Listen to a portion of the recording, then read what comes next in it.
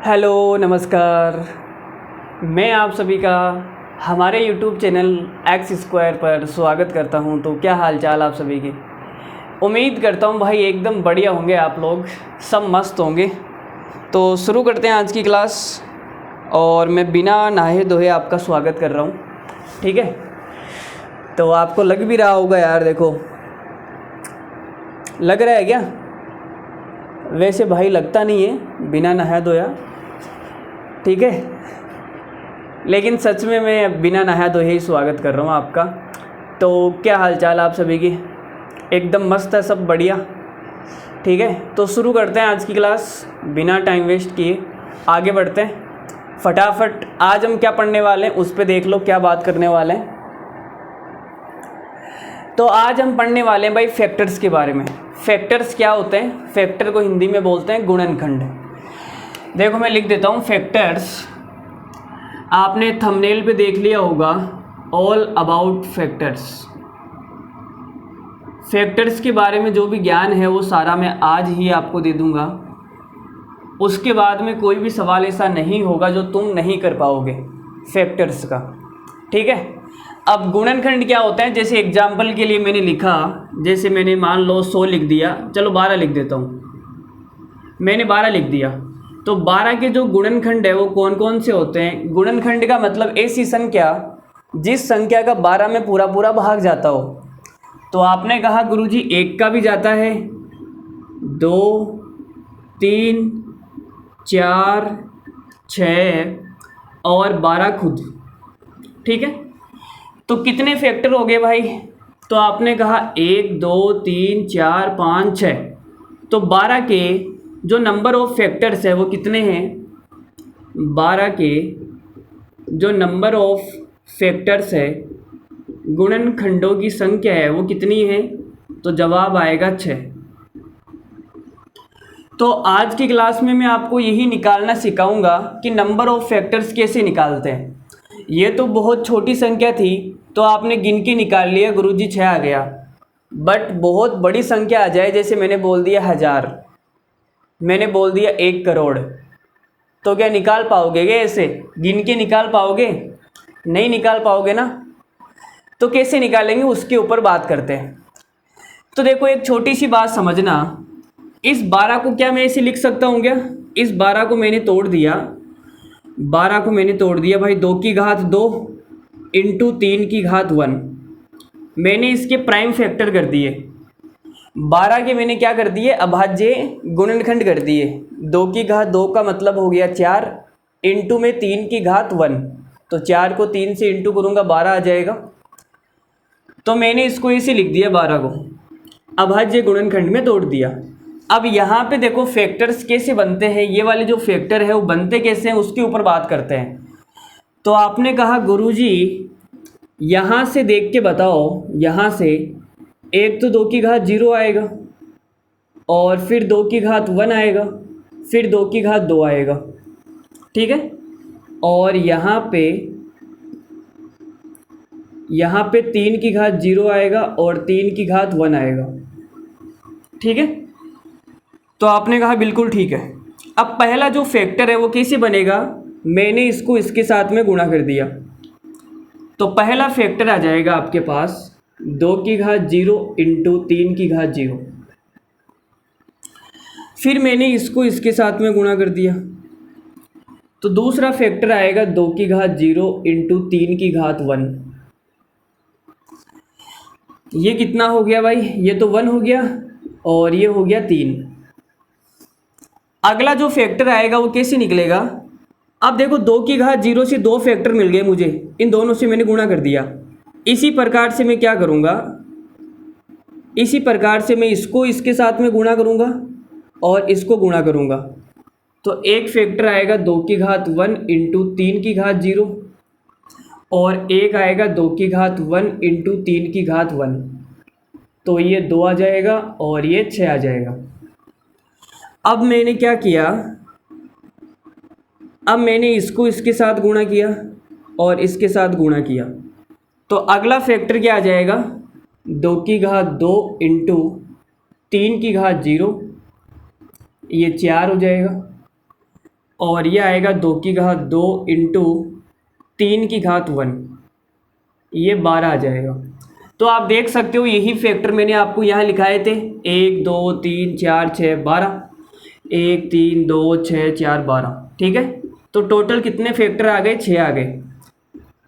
अब मुझे केवल संख्या निकालनी है, मुझे ये नहीं निकालना कि फैक्टर कौन सा है, ठीक है। मुझे क्या निकालनी है? संख्या निकालनी है भाई, कितने होंगे?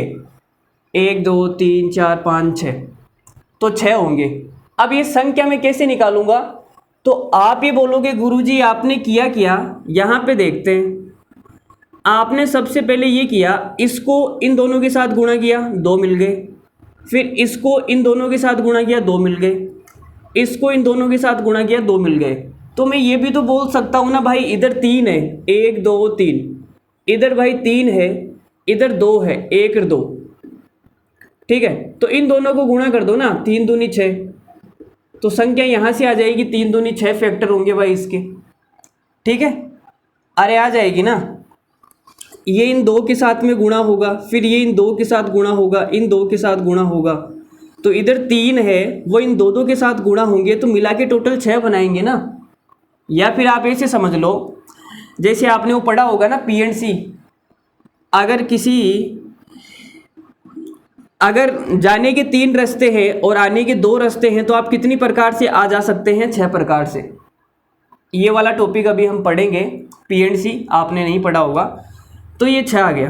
अब यहाँ पे मैं आपसे ये बोल दूँ, यहाँ से देखो फॉर्मूला क्या बनेगा, इतना लिखने की ज़रूरत नहीं है, फॉर्मूला बना देता हूँ। जैसे मैंने कहा भाई a की घात b है और b की घात q है और c की घात r है, ठीक है।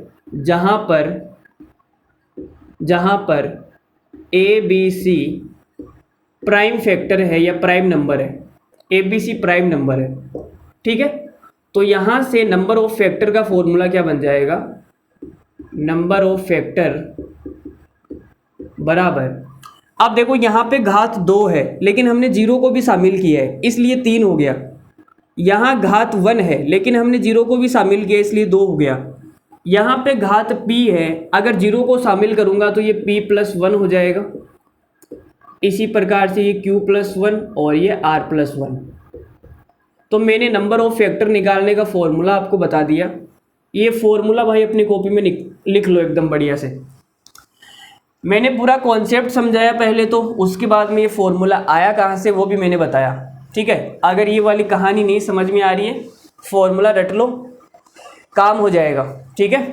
तो नंबर ऑफ फैक्टर का जो फॉर्मूला है वो होता है p + 1 q + 1 r + 1, ठीक है। जहाँ पे क्या है? पावर्स है, ये ध्यान रखना। चलो मैं सवाल फेंकना शुरू करता हूँ आपके सामने और आपको मज़ा आएगा, ठीक है। तो एक छोटा सा सवाल आपकी आंखों के सामने, देखो सवाल नंबर 1 क्या बोल रहा है कि 1200 के गुणनखंडों की संख्या ज्ञात करनी है। तो सबसे पहले मैंने बताया था कि 1200 के अभाज्य गुणनखंड कर दो, प्राइम फैक्टर कर दो। तो 1200 का मतलब देखो, 12 का मतलब तो होता है 2 की घात 2 इंटू 3, ये हो गया 12, और साइड में बच गया 100। इस 100 को मैं ऐसे लिख सकता हूँ 25 इंटू 4, ठीक है। तो आपने कहा गुरुजी 2 की घात 2 ये है और 2 की घात 2 यहाँ पर है, 2 की घात 4 हो जाएगी, 3 की घात 1 हो जाएगी और 5 की घात 2 यहाँ पर है। तो मैंने इसके क्या कर दिए? प्राइम फैक्टर कर दिए भाई। 2 3 5 ये क्या है? प्राइम नंबर है, ठीक है। अब आपने कहा था गुरुजी जब आपको नंबर ऑफ फैक्टर निकालना है, a की घात p, b की घात q और c की घात r, जहाँ पर जो a b c है ये प्राइम होने चाहिए। तो a b c देख लो हमारे प्राइम है। तो यहाँ से नंबर ऑफ फैक्टर मैंने आपको क्या बताया था? गुणनखंडों की संख्या p + 1 q + 1 r + 1, यही बताया था। तो यहाँ से कितना आ जाएगा नंबर ऑफ फैक्टर? आप बोलोगे सर 4 + 1, 1 + 1 और 2 + 1, तो ये हो गया 5 इंटू 2 इंटू 3, तो कितना हो गया भाई? 30। तो नंबर ऑफ फैक्टर कितना आ गया 30। यही हमारा सवाल का आंसर है। तो इस सवाल का जो आंसर है वो कितना है 30। बोलो समझ में आ गया सबको? ये वाला फॉर्मूला याद रखेंगे आप, आपका काम हो जाएगा। आगे बढ़ रहे हैं, अगला देखो जी। लो भाई, सवाल नंबर 2 क्या बोल रहा है कि निम्न में से किसके गुणनखंडों की संख्या अधिकतम होगी। तो आपके सामने 4 ऑप्शन है, इन चारों के आपको नंबर ऑफ फैक्टर्स निकालने हैं और जो अधिकतम आएगा वही हमारा सवाल का आंसर हो जाएगा। तो देखो भाई, 92 क्या होता है? 92 का मतलब होता है 23 चौक 92। ठीक है, तो ये आ जाएगा 23 चौक 92, मतलब 4 आएगा, 2 की घात 2 आ जाएगा। तो यहाँ से नंबर ऑफ फैक्टर ज़्यादा नहीं आएंगे। क्यों नहीं आएंगे? क्योंकि देखो इनकी पावर्स बहुत कम है ना, यहाँ 2 है, यहाँ 1 है, तो नंबर ऑफ फैक्टर्स ज़्यादा नहीं आएंगे। 98 पे बात कर लेते हैं। 14 7 98 होता है। ठीक है, तो ये 49 इंटू 2 भी कर सकते हो। आप बोलोगे सर ये 49 इंटू 2, तो यहाँ पर भी देखो कुछ घातें ज़्यादा नहीं आ रही है। 144 की बात करूँ तो 144 क्या होता है? 16 नंबर 144। 16 का मतलब हो गया 2 की घात 4, 16 नंबर, और ये 3 का स्क्वायर। तो यहाँ पर नंबर ऑफ फैक्टर्स ज़्यादा आएंगे। क्यों आएंगे? देखो पावर ज़्यादा है ना भाई। इसके नंबर ऑफ फैक्टर्स कितने आएंगे? 4 + 1 और 2 + 1, तो 5 इंटू 3 कितना हो गया? 15। जब तुम इनमें निकालोगे तो 15 आएंगे ही नहीं। निकाल के देख लो, चाहे नहीं आएंगे ना। यहाँ पर निकाल के दिखा देता हूँ, देखो कितने आएंगे। 1 + 1 और ये 2 + 1, तो ये हो गया 2 इंटू 3 बराबर 6 आएंगे। यहाँ पर भी 6 आएंगे, निकाल के देख लेना। यहाँ पे 15 आ रहा है, यहाँ पे देखते हैं कितना आ रहा है। 152, तो ये हो जाएगा आपके 76 इंटू 2। 152 का मतलब हो गया 76 इंटू 2, और 76 का मतलब हो गया आपके पास 19 चौक 76। ठीक है, तो ये आ जाएगा 19 इंटू 4 और ये 2, 2 की घात 3 हो जाएगा। यहाँ पर भी तुम नंबर ऑफ फैक्टर्स निकालोगे तो इसकी तुलना में तो कम ही आएंगे। चाहे तो निकाल के देख लो। 1 + 1 और ये 3 + 1 कितना आ गया? 2 इंटू 4 8।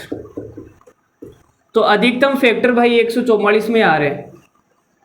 ठीक है, अधिकतम जो फैक्टर है वो 144 में आएंगे, तो हमारा सवाल का आंसर 144 हो जाएगा। बात समझ में आ रही है? नंबर ऑफ फैक्टर्स कैसे निकालेंगे। चलो आगे बढ़ जाएं। चलो अगला सवाल देखो जी।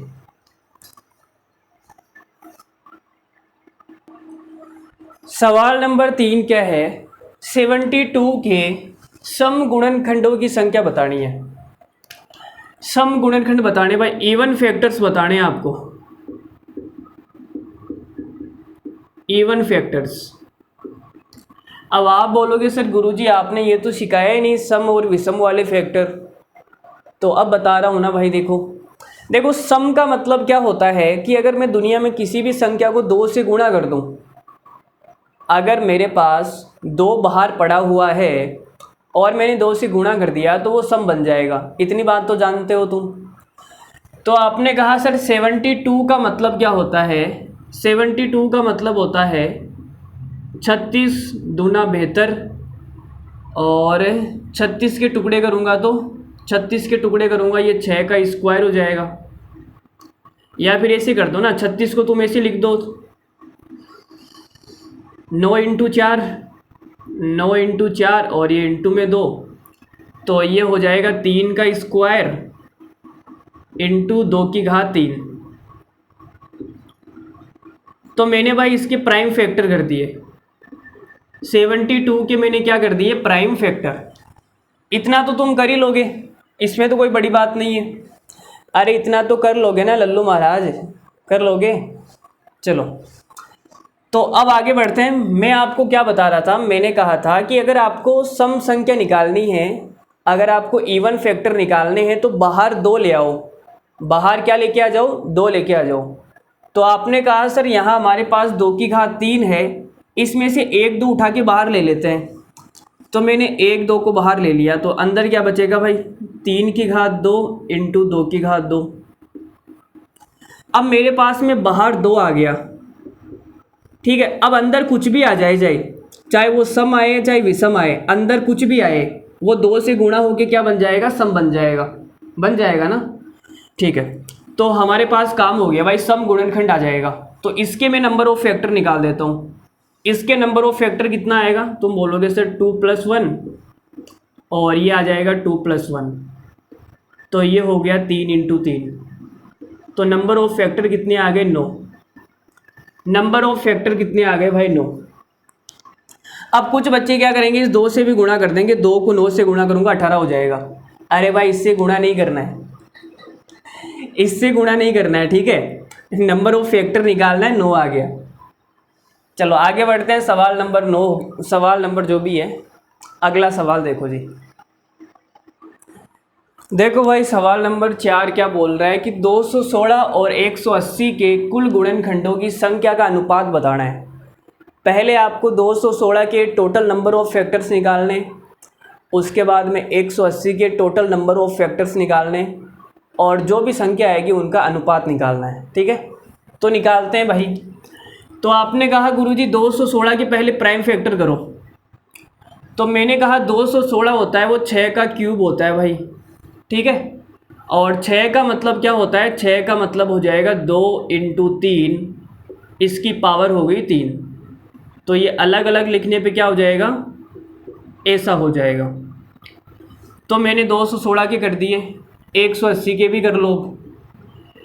180 में देखो ये हो जाएगा आपके 18 को मैं लिख सकता हूँ 9 × 2, 9 दूनी 18, और ये 10 है, 10 को हम लिख सकते हैं 5 × 2। तो ये हो जाएगा 3 का स्क्वायर और ये 2 का स्क्वायर इंटू 5 की पावर 1, ठीक है। तो इसके नंबर ऑफ फैक्टर्स निकालते हैं, तो कितना आएगा, ये आ जाएगा 3 + 1 और 3 + 1, तो ये आ गया भाई 4 × 4 = 16। इसके निकालते हैं तो नंबर ऑफ फैक्टर्स कितने आएंगे, तो आपने कहा 2 + 1, ये 2 + 1 और ये 1 + 1। भाई जो भी पावर है ना, पावर उसमें +1 करके गुणा करना है, ठीक है। वही फॉर्मूला लगा रहा हूँ मैं, P + 1 Q + 1 R + 1, जहाँ पर P Q R क्या थी, पावर्स थी ना, ABC की पावर्स, समझ रहे हो। तो ये कितना आ गया, ये आ गया 3 × 3 × 2, तो 3 × 9 दूनी 18। अब मुझे क्या निकालना है, 16 और 18 का अनुपात निकालना है। तो 16 और 18 का अनुपात कितना आएगा, 16:18। देखो ये 2 से कट जाएगा, 2 से काटूंगा तो ये कितना आ जाएगा, 8:9। तो हमारा सवाल का आंसर हो गया ऑप्शन नंबर बी। बोलो समझ में आया क्या, ये वाला सवाल सबको हो गया। जिसको नहीं हुआ वो अपना हाथ खड़ा कर सकता है कि सर हमें नहीं आया, वो खड़ा कर सकता है हाथ, ठीक है। चलो आगे बढ़ जाएं। चलो अगला सवाल देखो फिर। देखो जी ये वाला सवाल देखो, इतना लल्लू सवाल है कि मैं क्या बताऊं। देखो हमें प्राइम फैक्टर करने की भी ज़रूरत नहीं है, वो भी सवाल में ऑलरेडी दिया हुआ है, ठीक है। तो आपने कहा 2 की पावर 4 है, 5 की पावर 3 है, 7 की पावर 4 है कि कितने विषम गुणनखंड होंगे। अब हमें फोकस करना है विषम पर। आपने कहा गुरुजी विषम आ गया ना, विषम आ गया तो 2 का कोई काम नहीं है। अगर 2 आ गया तो वो 2 गुणा करके सम बना देगा, ठीक है। लेकिन हमें तो विषम निकालना है गुरुजी, तो 2 का कोई काम नहीं है, 2 को हटा दो, परमानेंटली डिलीट कर दो 2 को, 2 को अपने जीवन से हटा दो, 1 को ही रखना है, ठीक है। तो ये जो 2 की पावर 4 है ये किसी काम का नहीं है, इसको मारो गोली पैरासीटामोल वाली, ठीक है। हमारे पास में जो काम की चीज़ है वो यही है, 5 की घात 3 इंटू 7 की पावर 4। मैंने इसको क्यों हटाया, क्योंकि जो 2 है ना वो गुणा करके सम बना देगा, लेकिन मुझे तो विषम चाहिए ना, तो मैंने पूरे 2 को ही हटा दिया, कंप्लीटली हटा दिया। भाई खेल ही ख़त्म करो इसका, ठीक है। तो इसके नंबर ऑफ फैक्टर्स कितने आ जाएंगे? नंबर ऑफ फैक्टर्स, देखो भाई नंबर ऑफ फैक्टर्स कितने आएंगे? पावर है 3, तो ये 3 + 1 और ये 4 + 1, तो ये आ गया 4 × 5, 5 और 20। नंबर ऑफ फैक्टर्स 20 आएंगे। Option number C right answer है। तो हमारे पास में जो ऑड फैक्टर है, वो कितने हैं? 20 है। क्लियर है? अरे निकाल लोगे ना, सम विषम वाला कॉन्सेप्ट आ रहा है ना तुम्हें समझ में? क्लियर हो रही है चीज़ें? चलो आगे बढ़ते हैं। अगला देखो जी भाई, आगे देखो भाई सवाल नंबर 6। ये थोड़ा सा अलग सवाल है, लेकिन मैं हूं ना बताने के लिए, टेंशन क्यों ले रहे हो आप? भाई बेटा है ना। देखो 2 की घात 5 है, 3 की घात 6 है, 5 की घात 2 है कि कितने गुणनखंड पूर्ण वर्ग है, आपको ये बताना है। देखो क्या बताना है? पूर्ण वर्ग। पूर्ण वर्ग का मतलब होता है परफेक्ट स्क्वायर। परफेक्ट स्क्वायर मतलब कि ऐसी संख्या, परफेक्ट स्क्वायर नंबर कौन से होते जानते हो ना तुम? अरे शुरुआत वाली क्लास ही देखी होगी तुमने। परफेक्ट स्क्वायर नंबर का मतलब हो गया 1, 4, 9, 16, 25 ऐसे। मतलब कि जिनका अंडर रूट निकालने पर एक पूर्णांक संख्या आ जाए, जिनका अंडर रूट निकाला जा सकता है, उन संख्याओं को हम बोलते हैं पूर्ण वर्ग संख्या। देखो 25 का अंडर रूट निकाल के देख लो 5 आएगा, 16 का निकाल के देख लो 4 आएगा। तो जिसका अंडर रूट निकाला जा सकता है वही पूर्ण वर्ग संख्या होती है। तो मैंने आपसे कहा, जैसे एग्जाम्पल के लिए आप ले लो 16। आपने कहा गुरुजी 16 एकदम पूर्ण वर्ग संख्या है, ठीक है। और 16 के जो परफेक्ट स्क्वायर फैक्टर होंगे, पूर्ण वर्ग फैक्टर, वो 1 हो जाएगा, 4 हो जाएगा और 16 खुद हो जाएगी, ठीक है। अब अगर मैं 16 का अंडर रूट निकाल दूं तो आप बोलोगे गुरुजी 4 आएगा। अब 4 के फैक्टर निकाल दो आप, तो 4 के फैक्टर कौन कौन से होते हैं? 1 होता है, 2 होता है और 4 खुद होता है। 3 ही फैक्टर होते हैं। तो यहाँ देखो, यहाँ भी 3 फैक्टर है और यहाँ भी 3 फैक्टर है। मतलब फैक्टर अलग अलग हो सकते हैं लेकिन संख्या सेम होगी। यहाँ पर संख्या में कितने हैं? 3। यहाँ पर भी संख्या में कितने हैं? 3। हमें तो संख्या ही निकालनी है ना, हमें ये थोड़ी निकालना है कि फैक्टर कौन सा है, हमें तो केवल संख्या बतानी है। तो मैं आपसे क्या बोलना चाह रहा हूँ? मैं आपसे ये बोलना चाह रहा हूँ कि कोई संख्या है जिसके परफेक्ट स्क्वायर फैक्टर निकालने, पूर्ण वर्ग गुणनखंड आपको निकालने हैं, ठीक है। तो आप क्या करो, उसका अंडर रूट निकाल दो। अंडर रूट निकालने के बाद में जो भी संख्या आएगी उसके नंबर ऑफ फैक्टर निकाल दो, वही आपका आंसर होगा। बात नहीं आई समझ में? अरे मैं क्या बोलना चाह रहा हूँ, देखो चलो छोड़ो इसको, छोड़ो, तुम सवाल पे आते हैं। तुम्हें ऐसी बात नहीं समझ में आएगी। देखो ये संख्या है, आपने कहा इसके पूर्ण वर्ग फैक्टर निकालने हैं मुझे, पूर्ण वर्ग। तो मैं क्या बता रहा हूँ कि जो पूर्ण वर्ग होता है उसका अंडर रूट निकाला जा सकता है। तुम एक काम करो, इसका अंडर रूट पहले निकाल दो। तुम इसका अंडर रूट निकालोगे, जैसे ये 2 की घात 5 है, ये 3 की घात 6 है और ये 5 की घात 2 है। अंडर रूट का मतलब होता है कि घात कितनी आएगी? 1/2।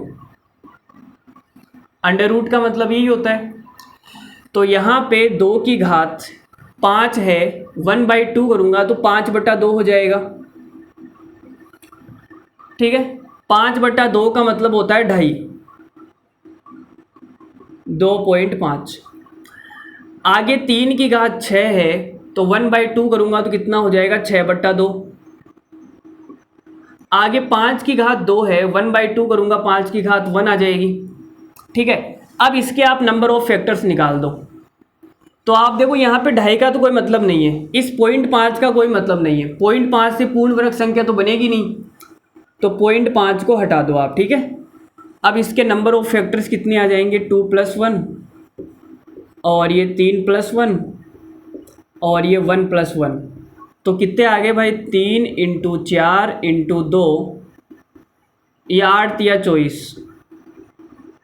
तो हमारे पास में 24 सवाल का आंसर आ गया। हमारे पास 24 क्या आ गया, सवाल का आंसर आ गया। बोलो समझ में आया क्या?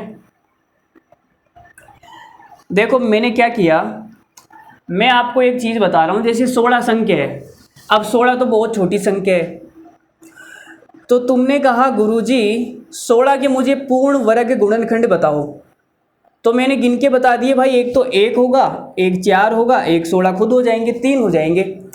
ये तो बहुत छोटी संख्या थी, इसलिए मैंने गिन के बता दिया भाई 3 है। अब अगर कोई बड़ी संख्या होती तो मैं कैसे निकालता? मैंने कहा भाई तुम एक काम करो, मुझे एक फॉर्मूला आता है, मुझे टोटल नंबर ऑफ फैक्टर निकालना आता है, मुझे गुणनखंडों की कुल संख्या निकालना आता है। ये हमारे गुरुजी ने सिखाया था। तो आप एक पूर्ण वर्ग आपको निकालना है, तुम एक काम करो 16 का अंडर रूट निकाल दो, वो 4 आ गया। आ गया ना?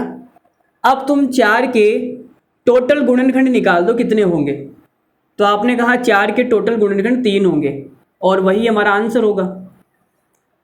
यहाँ पे जो हमने किया था वो यहीं पर तो कर रहे हैं हम। देखो हमारे पास में ये संख्या है, संख्या का हमने अंडर रूट निकाल दिया, अंडर रूट निकालने के बाद में ये वाली संख्या आ गई, ठीक है। इस संख्या के हमने टोटल फैक्टर निकाल दिए, टोटल नंबर ऑफ फैक्टर 24 आ गया। अब यहाँ पे 0.5 आया था, 0.5 से देखो अंडर रूट तो निकलेगा नहीं।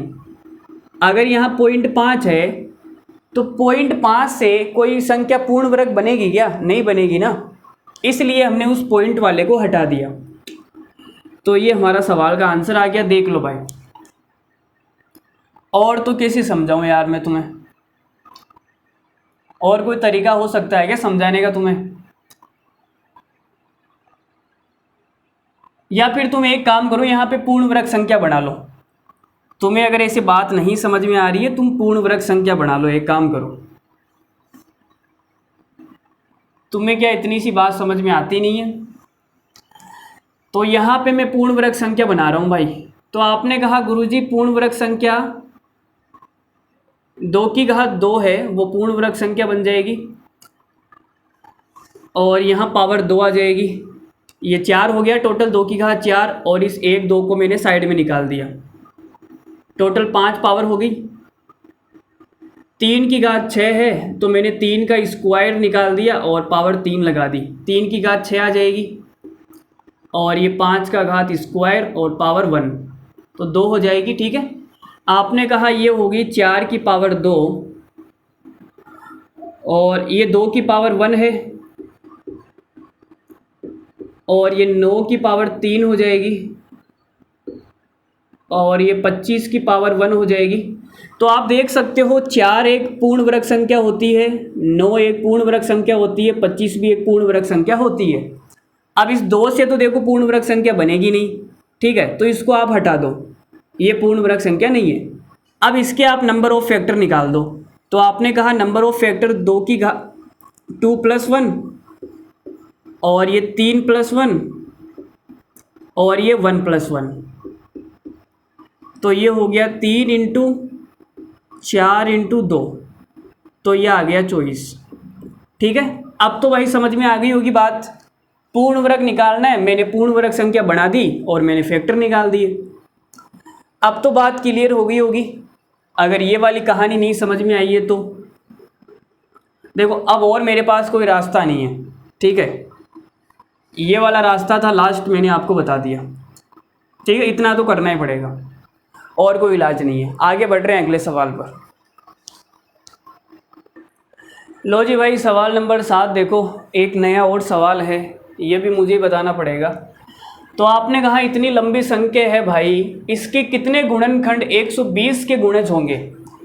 120 के गुणज होने का मतलब है 120 के मल्टीपल। मल्टीपल का मतलब जानते हो ना, जो 120 के पहाड़े में आते हैं वो सारे 120 के मल्टीपल होते हैं। या सरल भाषा में मैं ये बोल सकता हूँ कि 120 का पूरा पूरा भाग जाना चाहिए उनके अंदर, ऐसे गुणनखंड आपको बताने। तो आपने कहा गुरुजी 120 का पूरा पूरा भाग देना है मुझे, तो मैं एक काम करता हूँ 120 को पहले ही बाहर निकाल लेता हूँ खींच के, ठीक है। अगर 120 बाहर रहेगा तो 120 का जब भाग दोगे तो 120 से 120 कट जाएगा, अंदर कुछ भी आ जाए मुझे उससे मतलब नहीं है। ठीक है, तो मैंने कहा निकाल लो भाई। तो ये 2 की घात 8 है, 3 की घात 6 है, 5 की घात 4 है। ये देखो प्राइम नंबर नहीं है, 10 प्राइम नंबर नहीं है, तो 10 को मैं क्या लिख सकता हूँ, आपने कहा 2 × 5, इसकी घात है 5। तो 2 की घात 8 तो यहाँ पर है और 2 की घात 5 यहाँ पर है। टोटल मिला के क्या हो जाएगा, मिला के हो जाएगा 2 की घात 8 और 5 13, 3 की घात 6 आ जाएगी, 5 की घात 4 यहाँ पर है और 5 की घात 5 यहाँ पर है। टोटल 5 की घात 9 आ जाएगी। तो मैंने इसके क्या कर दिए भाई, मैंने इसके प्राइम फैक्टर कर दिए।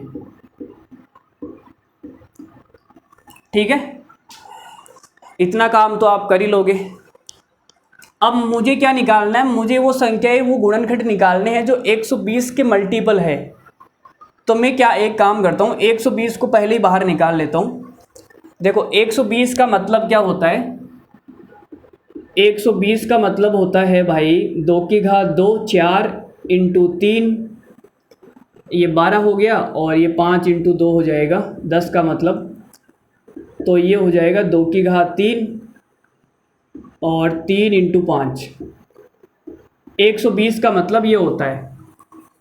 ठीक है, तो मैंने क्या किया भाई, 2 की घात 3 निकालनी है मुझे, 2 की घात 3 मैंने बाहर निकाल ली। तो अंदर क्या बचेगा, अंदर 2 की घात 10 बचेगी। मुझे बाहर 3 की घात 1 निकालनी है, 3 की घात 1 निकाल दी। अंदर क्या बचेगा, 3 की घात 5 बचेगा। 5 की घात 1 बाहर निकालनी है, तो अंदर 5 की घात 8 बचेगी। तो मैंने क्या किया, 120 को पहले ही बाहर निकाल लिया, इसका मतलब होता है 120। ठीक है, अब अंदर जो भी आएगा मुझे उससे मतलब नहीं है, क्योंकि वो 120 के साथ में गुणा होके 120 से 120 कट जाएगा। ठीक है ना, तो ये क्या आ गया, 120 के मल्टीपल आ जाएंगे। अब यहाँ से आप नंबर ऑफ फैक्टर निकाल दो, कितना आएगा। देखो नंबर ऑफ फैक्टर आप बोलोगे सर ये आ जाएगा 10 + 1, और ये आ जाएगा 5 + 1, और ये आ जाएगा 8 + 1। ठीक है, मैंने 120 को पहले ही बाहर निकाल दिया। अब यहाँ पे 120 की जगह कोई सी भी संख्या हो सकती है, तुम उसको पहले ही बाहर निकाल देना, आपका काम हो जाएगा। तो ये हो गया 11, 5 × 1 6, 8 × 1 9। ठीक है, 9 × 5 45, 9 × 6 54। तो 11 को मुझे 54 से गुणा करना है, तो कितना आ जाएगा, 11 × 4 = 44। इकाई का अंक 4 आएगा, और 4 केवल एक ही ऑप्शन में है भाई, option number C. Option number C right answer है। यूनिट डिजिट आपने पढ़ लिया, तो यहाँ से जो इकाई का अंक है वो 4 आएगा, 4 केवल एक ही ऑप्शन में है, राइट मार दो। हो रही बातें क्लियर? अरे मज़ा आ रहा है, बोलो भाई मज़ा आ रहा है यार। मैं मतलब बिना नहाए धोए तुम्हें पढ़ा रहा हूँ और तुम एकदम नहा धो के फ्रेश होके बैठे हो, क्या यार मतलब। ठीक है, हाँ उसका गुड मॉर्निंग का मैसेज भी आ गया होगा, तुम्हारा मन और लग रहा होगा अब तो पढ़ाई में। हाँ ये भी लड़कों का बड़ा होता है यार, मतलब उसका गुड मॉर्निंग का मैसेज नहीं आएगा ना तब तक इनका मूड ये लगता नहीं है किसी चीज़ में। हाँ उधर से मतलब एक बार मैसेज आ गया गुड मॉर्निंग जी, हाँ हाँ बड़े खुश हो जाएंगे। इनकी खुशी का राज वही है भाई। चलो आगे बढ़ते हैं, अगला सवाल देखो तुम, उसके बारे में बात करेंगे अभी आराम से। देखो जी सवाल नंबर 8 आपके सामने, बड़ा ही खूबसूरत और खूबसूरत नगमा है ये। यदि n = 9 की पावर 9 है तो n के कितने पूर्ण घन गुणनखंड है। देखो पिछले वाले सवाल में क्या आया था, पूर्ण वर्ग। ठीक है, पूर्ण वर्ग का मतलब होता है जिसकी पावर तुम 1/2 करोगे, मतलब कि √ निकालोगे तो एक पूर्ण संख्या आपको मिल जाएगी, यही होता है। अब पूर्ण घन में क्या होते हैं, 3 के जोड़े बनते हैं, तो यहाँ पे पावर 1/3 आएगी, ना कि 1/2। तो देखो मैंने कहा भाई n बराबर, इसके पहले तो प्राइम फैक्टर कर लो, तो मैंने इसके प्राइम फैक्टर कर दिए भाई। 9 का मतलब होता है 3 का स्क्वायर और इसकी पावर है 9, तो ये बन जाएगा 3 की घात 9 दूनी 18। ठीक है, ये इतना काम तो कर ही लोगे तुम, प्राइम फैक्टर करना तो आते ही होंगे तुम्हें। चलो अब हमें क्या निकालना है, पूर्ण घन निकालना है। पूर्ण घन का मतलब है 1/3, इसकी पावर आप 1/3 कर दो। तो मैंने क्या किया, मैंने 3 की घात 18 की घात 1/3 कर दी। वहाँ पे हमने 1/2 किया था, यहाँ पे 1/3 कर रहे हैं, तो ये कितना आएगा, ये आ जाएगा 3 की घात 6। ठीक है, अब इसके आप नंबर ऑफ फैक्टर निकाल दो। क्या निकाल दो, नंबर ऑफ फैक्टर। तो आप बोलोगे सर घात 6 है, 6 में 1 जोड़ दिया तो कितना आ गया, 7। 7 हमारा सवाल का आंसर हो गया। ठीक है, अब किसी को ये नहीं समझ में आया होगा कि सर हम पावर 1/3 क्यों कर रहे हैं। चलो नहीं आया तो कोई बात नहीं, दूसरा देख लो। देखो पूर्ण घन बनाना है तो पूर्ण घन संख्याएं कौन सी होती है, पूर्ण घन संख्या 1 होती है, 8 होती है, ठीक है, 27 होती है, 64 होती है, 125, ये पूर्ण घन संख्याएं होती है। जब आप इनका पूर्ण घनमूल निकालोगे तो एक फिक्स नंबर आएगा। ठीक है, तो यहाँ पे पूर्ण घन संख्या बना लेते हैं। देखो 3 की घात 18 है, तो मैंने क्या किया, 3 की घात 3 चिपका दी भाई ऊपर, और ये 6 चिपका दिया ऊपर, 6 तिया 18 हो गया। तो ये क्या बन जाएगा, 27 की पावर 6। तो 27 एक पूर्ण घन संख्या बन गई। बस इसके नंबर ऑफ फैक्टर निकाल दो, कितने आएंगे, 6 + 1 7। अब तो समझ में आ गया। अगर पूर्ण घन के लिए बोला है तो तुम पूर्ण घन बना लो। बना लिया तुमने, ऐसे हो जाएगा। चलो आगे देखो। तो भाई देखो अब हम एक नया टॉपिक शुरू करने जा रहे हैं जिसका नाम है सम ऑफ फैक्टर्स।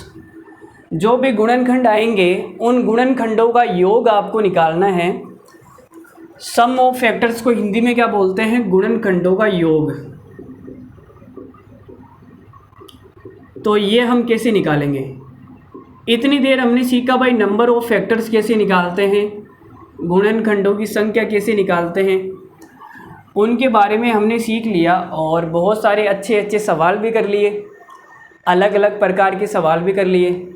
ठीक है, अब हम क्या पढ़ने वाले हैं, सम ऑफ फैक्टर्स, गुणनखंडों का योग। फॉर एग्जाम्पल, जैसे मैंने एक एग्जाम्पल लिया, 100 एक संख्या है। अब इसके गुणनखंड कौन कौन से आएंगे भाई, तुम बोलोगे 1 आएगा, 2 आएगा, 4 आएगा, 5 आएगा, 6 7 8 9 10 आएगा। 10 के बाद 11 12 13 14 15 16 20 आएगा। 20 के बाद 25 आएगा। 25 के बाद में 50 आएगा। 50 के बाद 100 आएगा। ठीक है, तो ये इसके गुणनखंड आ गए। इसके 100 के मैंने क्या निकाल दिया, गुणनखंड। अब आपको निकालना है इनका योग। तो तुम बोलोगे सर 1 और 2 3, 3 4 7, 7 और 5 12, 12 और 10 कितना हो जाएगा, 22, 22 और 20, 22 और 20 42, 42 और 25 कितना हो जाएगा भाई, 5 और 2 7, 4 2 6 67, और ये 150। ठीक है, 150 और जोड़ देता हूँ मैं इसमें। तो ये आ गया 7 6 5 11 217, 217 आ गया गुरुजी। तो इनका जो सम ऑफ फैक्टर्स है वो कितने आ गया, 217। अभी ये तो बहुत छोटी संख्या थी इसलिए आपने जोड़ लिया, आराम से जोड़ के बता दिया गुरुजी 217 आएगा। अब बहुत बड़ी संख्या आ जाए तो अब तो तुम्हें नानी याद आ जाएगी, तब कैसे करोगे। ठीक है, तो उसके लिए देखो मैं बताता हूँ। मैंने कहा था कि भाई इसके प्राइम फैक्टर कर लो। 100 का मतलब होता है 25 × 4, 25 का मतलब हो जाएगा 5 की घात 2, और 4 का मतलब हो जाएगा 2 की घात 2। ठीक है, तो ये मैंने क्या कर दिए, इसके प्राइम फैक्टर कर दिए। अब मैंने आपको फैक्टर निकालना सिखाया था कि फैक्टर बनते कैसे हैं, जो फैक्टर है वो बनते कैसे हैं। तो आपने कहा गुरुजी 5 की घात 0 से लेके ऐसे लिख दो इनको, और ये हो जाएगा 2 की घात 0, 2 की घात 1, 2 की घात 2। अब फैक्टर बनाते समय हम क्या करते हैं, सबसे पहले मैं इसको इसके गुणा करूँगा, फिर ये गुणा हो जाएगा, फिर ये गुणा हो जाएगा। 5 की घात 0 इन तीनों से गुणा हो जाएगा तो 3 फैक्टर आ जाएंगे। चलो मैं लिख देता हूँ, यहाँ पे लिख दूँ क्या? तो आपने कहा गुरुजी आएगा 5 की घात 0, पॉइंट का मतलब इंटू है, पॉइंट का मतलब क्या है, इंटू, समझ लिया ना। ये 2 की घात 0, एक फैक्टर मिल गया हमको। दूसरा फैक्टर आएगा, योग निकालना है तो योग कर दें, 5 की घात 0 इंटू 2 की घात 1 प्लस 5 की घात 0 इंटू 2 की घात 2। तो 3 फैक्टर तो मुझे यहाँ से मिल गए। आगे मैं क्या करूँगा, आगे मुझे क्या करना है, 5 की घात 1 को इन तीनों से गुणा करना है।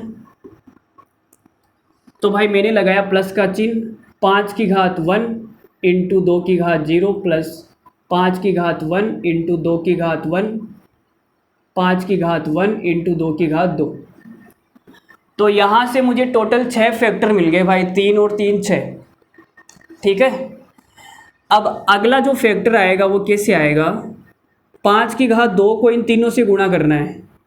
ठीक है, तो मैंने लगाया भाई प्लस का चिन्ह, और ये आ जाएगा 5 की घात 2 इंटू 2 की घात 0 प्लस 5 की घात 2 इंटू 2 की घात 1 प्लस 5 की घात 0 इंटू 2 की घात 2।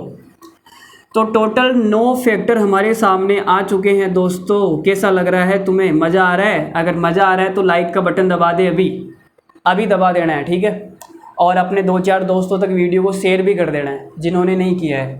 ठीक है, उसको भी शेयर कर देना, भूलना मत। तो ये देखो 9 फैक्टरी होते हैं, 1 2 3 4 5 6 7 8 9। तो 9 हमारे सामने आ गए, इनका योग निकालना है। ठीक है, तो आपने कहा गुरुजी एक बात बताओ मुझे, 5 की घात 0 यहाँ से कॉमन आ सकती है।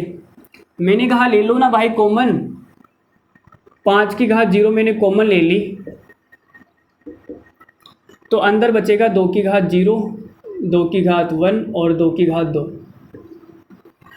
यहाँ से 5 की घात 1 कॉमन आ जाएगी, 5 की घात 1 कॉमन आएगी, अंदर बचेगा 2 की घात 0, 1 और 2। ठीक है, मामला सेट हो रहा है। अब आगे यहाँ से 5 की घात 2 कॉमन आ जाएगी, 5 की घात 2, तो अंदर बचेगा 2 की पावर 0, 2 की पावर 1 और 2 की पावर 2। ठीक है, अरे ठीक है या नहीं, क्या यार तुम भी ना मतलब। चलो अब यहाँ से देखो, ये वाली चीज़ इसमें भी है, इसमें भी है और इसमें भी है, तो पूरे में से कॉमन निकाल लेता हूँ बाहर खींच के। तो आपने क्या किया, 2 की पावर 0 प्लस 2 की पावर 1 और 2 की पावर 2 को कॉमन निकाल दिया, तो अंदर क्या बचेगा भाई, 5 की घात 0 प्लस 5 की घात 1 प्लस 5 की घात 2, ये बच गया भाई। ठीक है, अरे ठीक है या नहीं दोस्तों? तो देखो ये कितना आएगा, 2 की घात 0 को मतलब हो गया 1 प्लस ये 2 प्लस ये हो गया 4, और ये कितना आएगा, 5 की घात 0 1 प्लस 5 प्लस 25, ये 7 हो जाएगा। इसका मतलब हो गया 7 इंटू ये हो गया 31। जब 31 को 7 से इंटू करूँगा तो कितना आ जाएगा, 7 या 21 217। देखो 217 यहाँ पे आ रहा था और 217 यहाँ पे आ रहा है। इतनी बात क्लियर हो गई क्या, मुझे बता दो। अब मैं एक फ़ॉर्मूला बनाने वाला हूँ यहाँ से क्या बनाने वाला हूँ, एक फ़ॉर्मूला जो कि आपके बहुत ही बड़ा काम आएगा। देखो फॉर्मूला क्या बनेगा, अब यहाँ से देखो मेरी बात सुनना। मैंने कहा भाई यहाँ पे 5 की घात 2 है, तो आपने क्या किया, 5 की घात 0 से शुरू किया और 2 तक चले गए। 5 की घात 0, 5 की घात 1, 5 की घात 2। यहाँ पे 2 की घात 2 है, तो आपने 0 से शुरू किया और 2 तक चले गए। 2 की घात 0, 2 की घात 1, 2 की घात 2। तो यहाँ से मैं फॉर्मूला क्या बना सकता हूँ, जैसे मैंने कहा भाई a की घात p है और b की घात q है और c की घात r है, जहाँ पे a b c प्राइम है, तो सम ऑफ फैक्टर्स का फॉर्मूला क्या आएगा कि सर आपको a की घात 0 से शुरू करना है और p तक जाना है, a की घात p, फिर आपको b की घात 0 से शुरू करना है और q तक जाना है, और c की घात 0 से शुरू करना है और c की घात r तक जाना है। तो ये फॉर्मूला बनके तैयार हो गया, ये फॉर्मूला बनके तैयार हो गया दोस्तों। मज़ा आया नहीं आया? अगर मज़ा आ गया है तो बस अभी शेयर कर देना है। जितना भी तुम्हारा फैमिली ग्रुप है, फैमिली व्हाट्सअप का ग्रुप है, जो भी है, जहाँ जहाँ तुम शेयर कर सकते हो बस कर दो, फैला दो आग की तरह। आग लगा देंगे भाई अब की बार। तो क्या लगा देंगे? आग। देखो उसके दिल में तो हमने लगाई दी आग, अब यहाँ और लगाएंगे। तो ये फॉर्मूला बन के तैयार हो गया। अब मैं सवाल फेंकना शुरू करता हूँ तुम्हारे सामने, मज़ा आएगा। देखो जी भाई, सवाल क्या है? 2 की घात 2 इंटू 5 की घात 2 इंटू 7 के सभी विषम गुणनखंडों का योग निकालना है। सबसे पहले आपको क्या निकालना है? विषम। विषम का मतलब ओड। तो आपने कहा गुरुजी विषम निकालना है तो 2 का कोई काम नहीं है, 2 को मार दो को तुम पैरासीटामोल वाली गोली, वो खा के सो जाएगा। तो हमने भाई 2 को पैरासीटामोल वाली गोली दे दी और ये खा के सो गया। तो हमारे पास बचा क्या? 5 की घात 2 इंटू 7। अब मुझे आपको योग का फॉर्मूला मैंने क्या बताया भाई? 5 की घात 2 है तो 0 से शुरू करेंगे और 2 तक जाएंगे, यही बताया था मैंने। 7 की घात 1 है तो 0 से शुरू करेंगे और 1 तक जाएंगे। तो ये हो गया 1 प्लस 5 प्लस 25, यह आ जाएगा 1 प्लस 7। तुम किसी की भी घात 0 करोगे तो 1 आएगा। क्या आएगा? 1 आएगा। ठीक है, चाहो तो उसकी घात भी 0 कर देना, वो भी 1 हो जाएगी, केवल तुम्हारी हो जाएगी। तो ये कितना हो गया? 25 5 31 इंटू 7 और 1 8। तो ये हो जाएगा 8 एकम 8। जो इकाई का अंक है वो 8 आएगा और 8 केवल एक ही ऑप्शन में है, ऑप्शन नंबर सी। 8 या 24। बोलो कैसा लगा? मज़ा आया? अरे मज़ा आया या नहीं आया मित्रों और मित्रों? मज़ा आ रहा है? देखो मैं खाना भी नहीं खा के आया हूँ, मतलब नहाया भी नहीं हूँ अभी तक, और मैं तुम्हें पढ़ा रहा हूँ यार, मतलब, और तुम पढ़ने का नाम नहीं ले रहे। पढ़ लो भाई, कुछ नहीं पढ़ा है। इन बातों में खुरपे आ जाने हाथों में, और खुरपे आ गए ना तो कोई भी अपना खेत भी नहीं देगा तुम्हें उधार कि भाई लो हल चला लो इस पर। क्या यार, मतलब। चलो 248 आगे बढ़ते हैं, नया सवाल लेते हैं। लो जी, सवाल नंबर 8।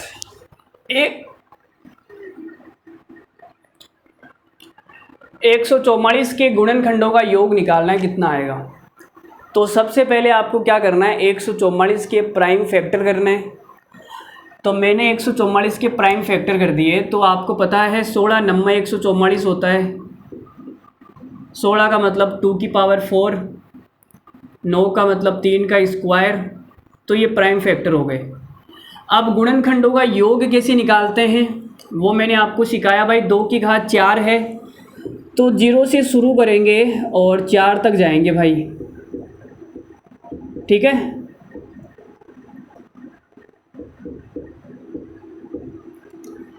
अब 3 की घात 2 है तो 0 से शुरू करेंगे और 2 तक जाएंगे। ये मैंने आपको फॉर्मूला बताया था ना? अरे याद है ना तुम्हें? नहीं भूल गए? देखो ये हो गया। अब आगे बढ़ते हैं। तो ये हो जाएगा 1 प्लस 2 प्लस 4 प्लस 8 प्लस 16। यह आ जाएगा 1 प्लस 3 प्लस 9। तो ये कितना हो जाएगा? 16 और 4 20, 20 और 8 28, 28 और 2 30 और 1 31। ये हर सवाल में एक दी सी आ रहा है क्या? मतलब इतने सवाल कर लिए एक दी सी आ रहा है यार, मतलब गजब का मामला है। गलत तो नहीं जोड़ दिया? 16 और 8 24, 24 और 4 28, 28 और 3 सही है। 9 और 1 10 और ये 13 हो गया। तेरा मेरा रिश्ता कैसा है अजब। देखो 13 को 1 से गुणा करूँगा, 13 एकम 13, हासिल का 1, 13 तिया 39 और 1 40, 403। तो 16 के जितने भी गुणनखंड है उन सबको जोड़ने पे 403 आएगा। ये वाली बात आपको पता होनी चाहिए। ये एक नॉर्मल सा सवाल मैंने करवा दिया ताकि तुम्हें समझ में आ जाए। अब एक बढ़िया सा भयंकर सवाल लेते हैं और मज़ा आएगा, ठीक है? देखो जी भाई, सवाल नंबर 9 देख लो। अगर आपसे हो जाए तो अच्छी बात है, नहीं तो मैं तो बताने वाला हूँ। देखो 544 के पूर्ण वर्ग गुणनखंडों का योग निकालना है। क्या निकालना है? 544 के पूर्ण वर्ग। तो सबसे पहले क्या करते हैं, इसके प्राइम फैक्टर करते हैं। 544 के तो यार मुझे भी नहीं पता क्या होंगे। 8 का भाग जाएगा क्या इसमें?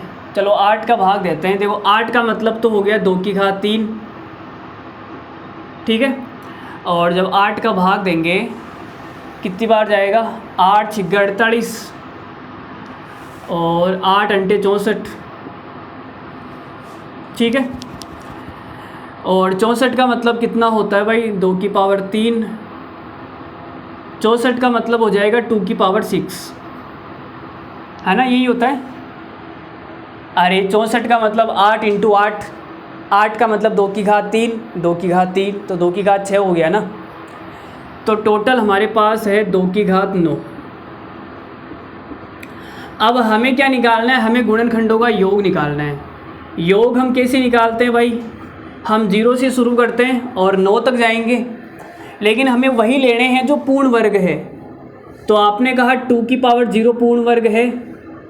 2 की पावर 0 का मतलब 1 होता है ना, 1 तो पूर्ण वर्ग है। 2 की पावर 2 भी एक पूर्ण वर्ग है, मतलब 4 होता है। अब यहाँ 2 की घात 1 नहीं आएगी। 2 की घात 1 क्यों नहीं आएगी? क्योंकि वो पूर्ण वर्ग संख्या नहीं है। तो भाई मैं लिख देता हूँ 2 की पावर 4, 2 की पावर 6, 2 की पावर 8। अब 2 की पावर 10 तो आएगी नहीं क्योंकि है नहीं ना, 9 तक ही जाना है, तो इतना ही मामला आएगा। तो ये हो गया 1 प्लस 4 प्लस 8 नहीं होगा 16 प्लस 64 प्लस 2 की पावर 8 कितना होता है यार? 256 होता है क्या? 256 किसका स्क्वायर होता है? अच्छा 16 का होता है ना 256, ठीक है। तो इन सबको जोड़ देते हैं। पागल हो गया क्या ये? 544 के पूर्ण वर्ग गुणनखंडों का योग बताना है। ये क्या आ रहा है? मतलब ऑप्शन देखो तुम भाई। मतलब तुम ऑप्शन देखो। मेरे तो मतलब ऑप्शन देखते ही होश उड़ गए यार, ये क्या है? मतलब 256 और इधर तो मामला गड़बड़ाया हुआ है। अरे तुमने क्या ऑप्शन गलत लिख दिए क्या सुबह सुबह ही? पी के आए हो क्या?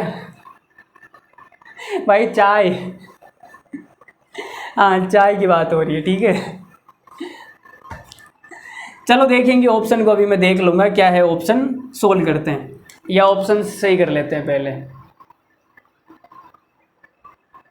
कौन सी पीडीएफ से उठाया तुमने ये सवाल? व्हाट्सएप पे जो मैंने भेजी थी। तो आप बोलोगे गुरुजी ऑप्शन सवाल कौन सा नंबर है ये? 544। 544 के कितने गुणनखंड है? 32 64 42 21। 32 64 42 21 सही तो है दोस्तों, सही दिया हुआ है, ऑप्शन तो सही लिखे हैं भाई ने। 32 है, 64 है, 42 है, 21 है। फिर कहाँ गड़बड़ हो गई?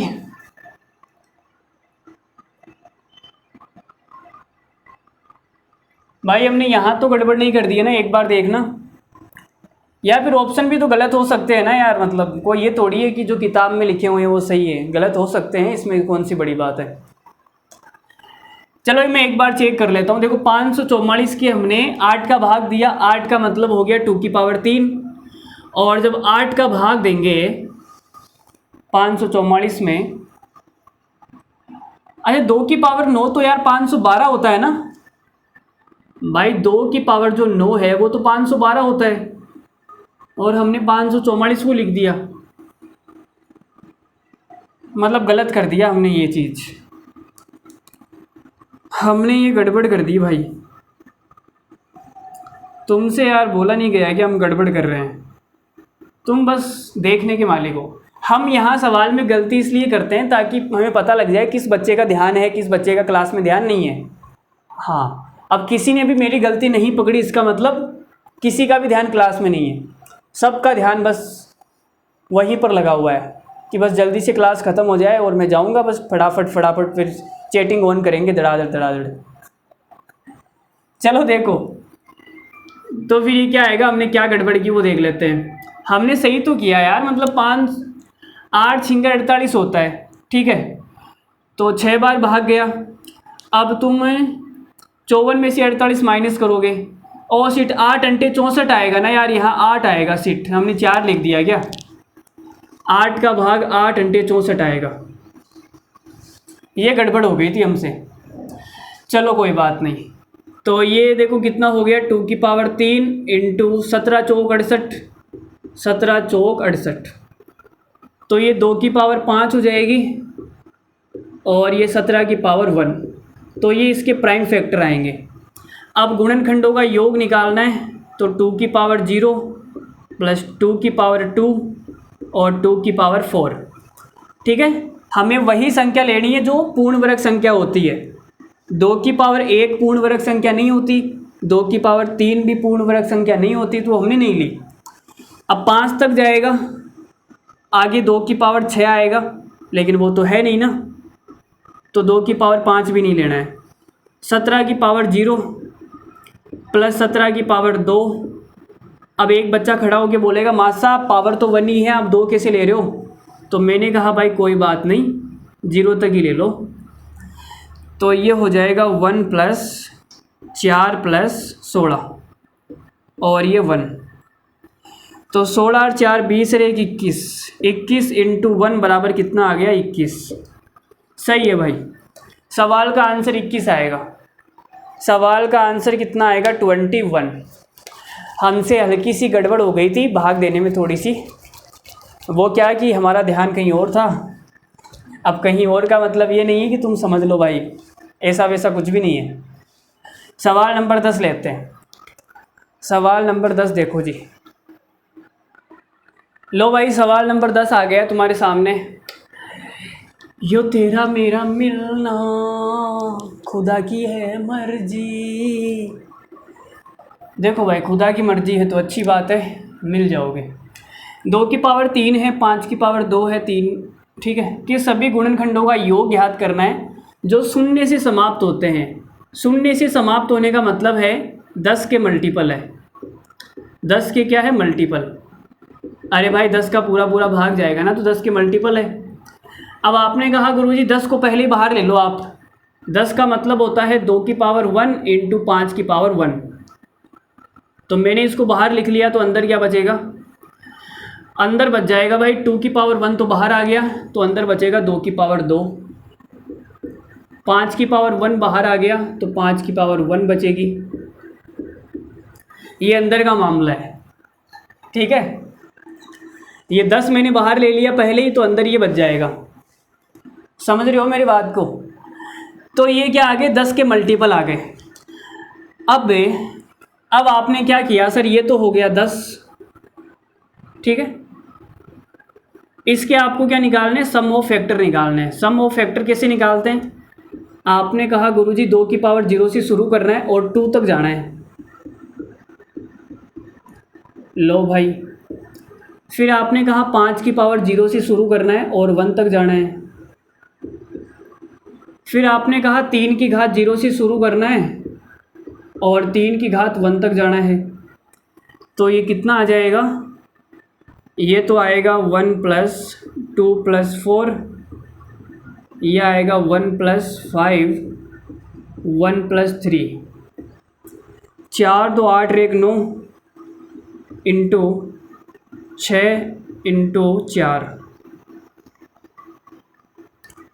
तो कितना आ गया भाई, 6 चौक 24, 24 को 9 से गुणा कर लो,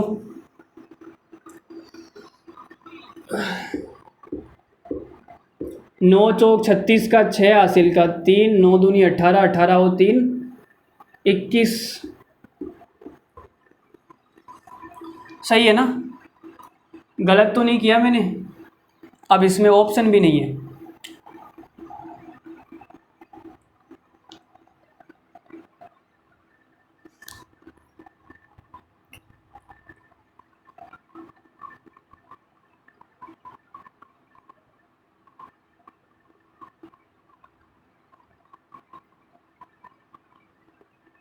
ओ सीट यहाँ गड़बड़ हो गई ना यार, 216 यार है क्या, इस यहाँ गड़बड़ हो गई भाई। देखो 4 और 2 कितना होता है, 6, 6 और 1 7 होता है ना, यहाँ 7 आएगा,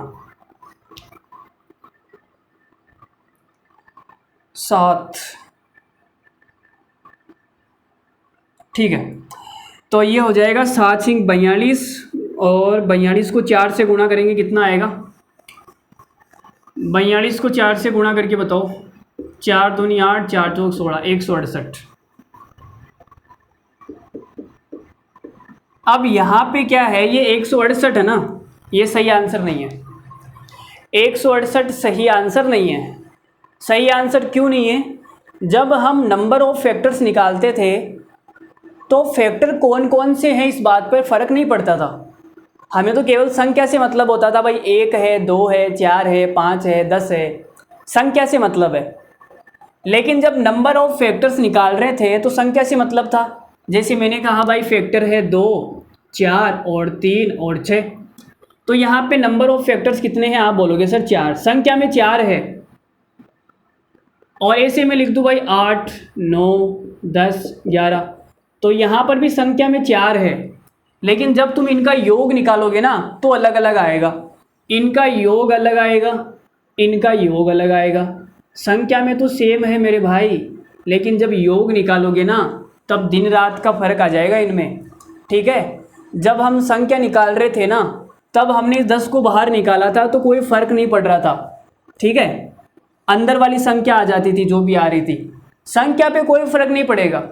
लेकिन जब तुम योग निकालोगे ना तो इस 10 से भी गुणा करना पड़ेगा, ये जो 10 आपने बाहर लिया है ना इससे भी गुणा करना पड़ेगा, तब योग सही आएगा, समझ रहे हो मेरी बात को। तो 1680 सवाल का करेक्ट आंसर होगा, 1680 सवाल का क्या होगा, करेक्ट आंसर होगा। बात समझ में आई, अरे बात समझ में आई। जब हम नंबर ऑफ फैक्टर निकालेंगे तो बाहर वाली संख्या को अंदर गुणा नहीं करना, कोई फ़र्क नहीं पड़ेगा संख्या पर तो, ठीक है। लेकिन जब योग निकालेंगे ना तब गुणा करना पड़ेगा, क्योंकि योग पर फ़र्क पड़ेगा। चलो अगला सवाल देखो फिर। अब देखो ये सवाल थोड़ा सा अलग आ गया, तो मुझे आपको ज्ञान देना पड़ेगा इस सवाल के लिए। 120 के गुणनखंडों का गुणनफल ज्ञात करना है, प्रोडक्ट ऑफ फैक्टर्स, फैक्टर्स का प्रोडक्ट निकालना है। तो भाई सवाल में जो भी ज्ञान देना है वो मैं अभी तुम्हें देता हूँ, उसके बाद में आप सवाल खुद कर पाएंगे, ठीक है। चलो देखो ज्ञान दे देता हूँ थोड़ा सा। तो पहले मैं बता देता हूँ फॉर्मूला बनता कैसे है, तुम खुद ही बोलोगे सर ऐसे बनता है क्या फॉर्मूला। देखो एक छोटा सा एग्जांपल लेते हैं, मैंने बोल दिया 60, 60 एक संख्या है, ठीक है, और इसके फैक्टर बताओ गुरुजी। तो आपने कहा सर इसके फैक्टर हो जाएंगे 1 2 3 4 5 6 10 12 15 20 30 और 60। तो मैंने इसके सारे फैक्टर लिख दिए। 60 के जितने भी गुणनखंड है मैंने सारे लिख दिए, तुम यहाँ देख सकते हो। ठीक है, अब हमें क्या बताना है, इनका गुणा बताना है, गुणनखंडों का गुणनफल। तो तुमने क्या किया, तुमने कहा सर मैं 1 को मैंने 60 से गुणा कर दिया, 60 आएगा। मैंने 2 को 30 से गुणा कर दिया, 60 आएगा। मैंने 3 को 20 से गुणा कर दिया, 60 आएगा। मैंने 4 को 15 से गुणा कर दिया, 60 आएगा। मैंने 5 को 12 से गुणा कर दिया, 60 आएगा। मैंने 6 को 10 से गुणा कर दिया, 60 आएगा। तो कितने 60 आ गए मेरे पास में? तुमने कहा टोटल संख्या कितनी है भाई, 1 2 3 4 5 6 7 8 9 10 11 12 संख्या है, और 2 संख्याओं को गुणा करने पे 60 बन गया। तो मेरे पास में 60 कितने आ गए, 60 आ गए 6। तो 60 की पावर 6, ठीक है ना? अरे बोलो भाई ठीक है।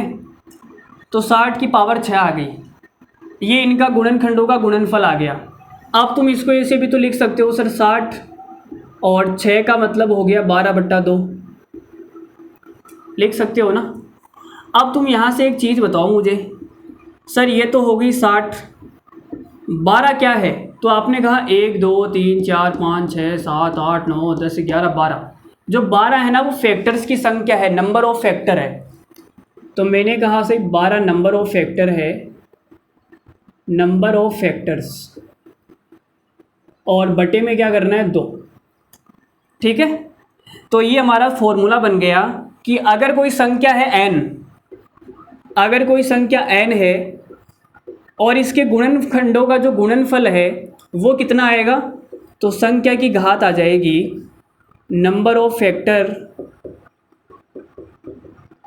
बटे के अंदर 2। ये फॉर्मूला बन के तैयार हो गया। तो ये समझ में आया तुम्हें फॉर्मूला कैसे बना, मैंने बना के दिखा दिया है तुम्हें। ठीक है, अब ये वाला सवाल देख लो भाई, 120 के गुणनखंडों का गुणनफल। तो मुझे बताओ 120 के नंबर ऑफ फैक्टर्स बता दो तुम। तो तुमने कहा गुरुजी नंबर ऑफ फैक्टर्स बताने के लिए मुझे प्राइम फैक्टर करने पड़ेंगे, तो कर दो भाई।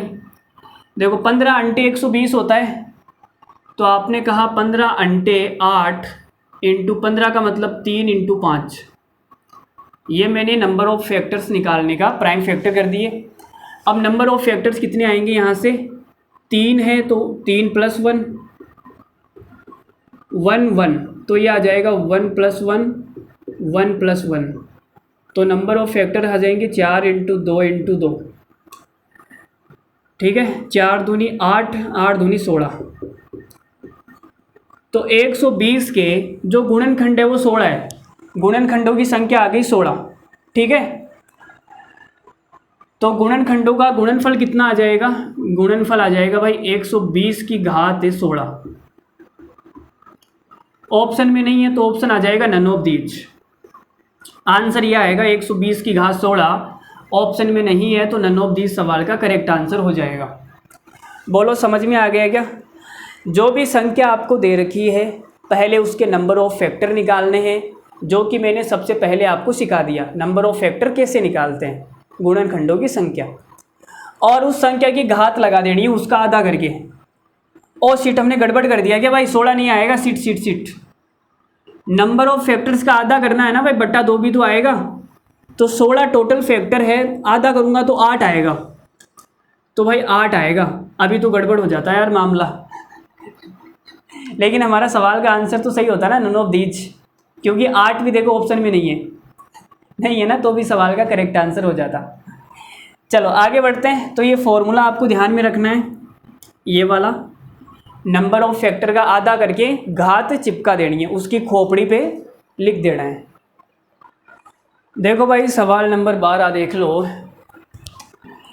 तुमसे मिलना बात करना बड़ा अच्छा लगता है, तुम मुझे क्यों इतना पसंद करती हो, मैं तुझे इतना पसंद नहीं करता हूँ। देखो जी 30 की पावर है 5 और 24 की पावर है 5 में अभाज्य गुणनखंडों की संख्या बतानी है भाई। क्या बतानी है? अभाज्य गुणनखंडों की संख्या।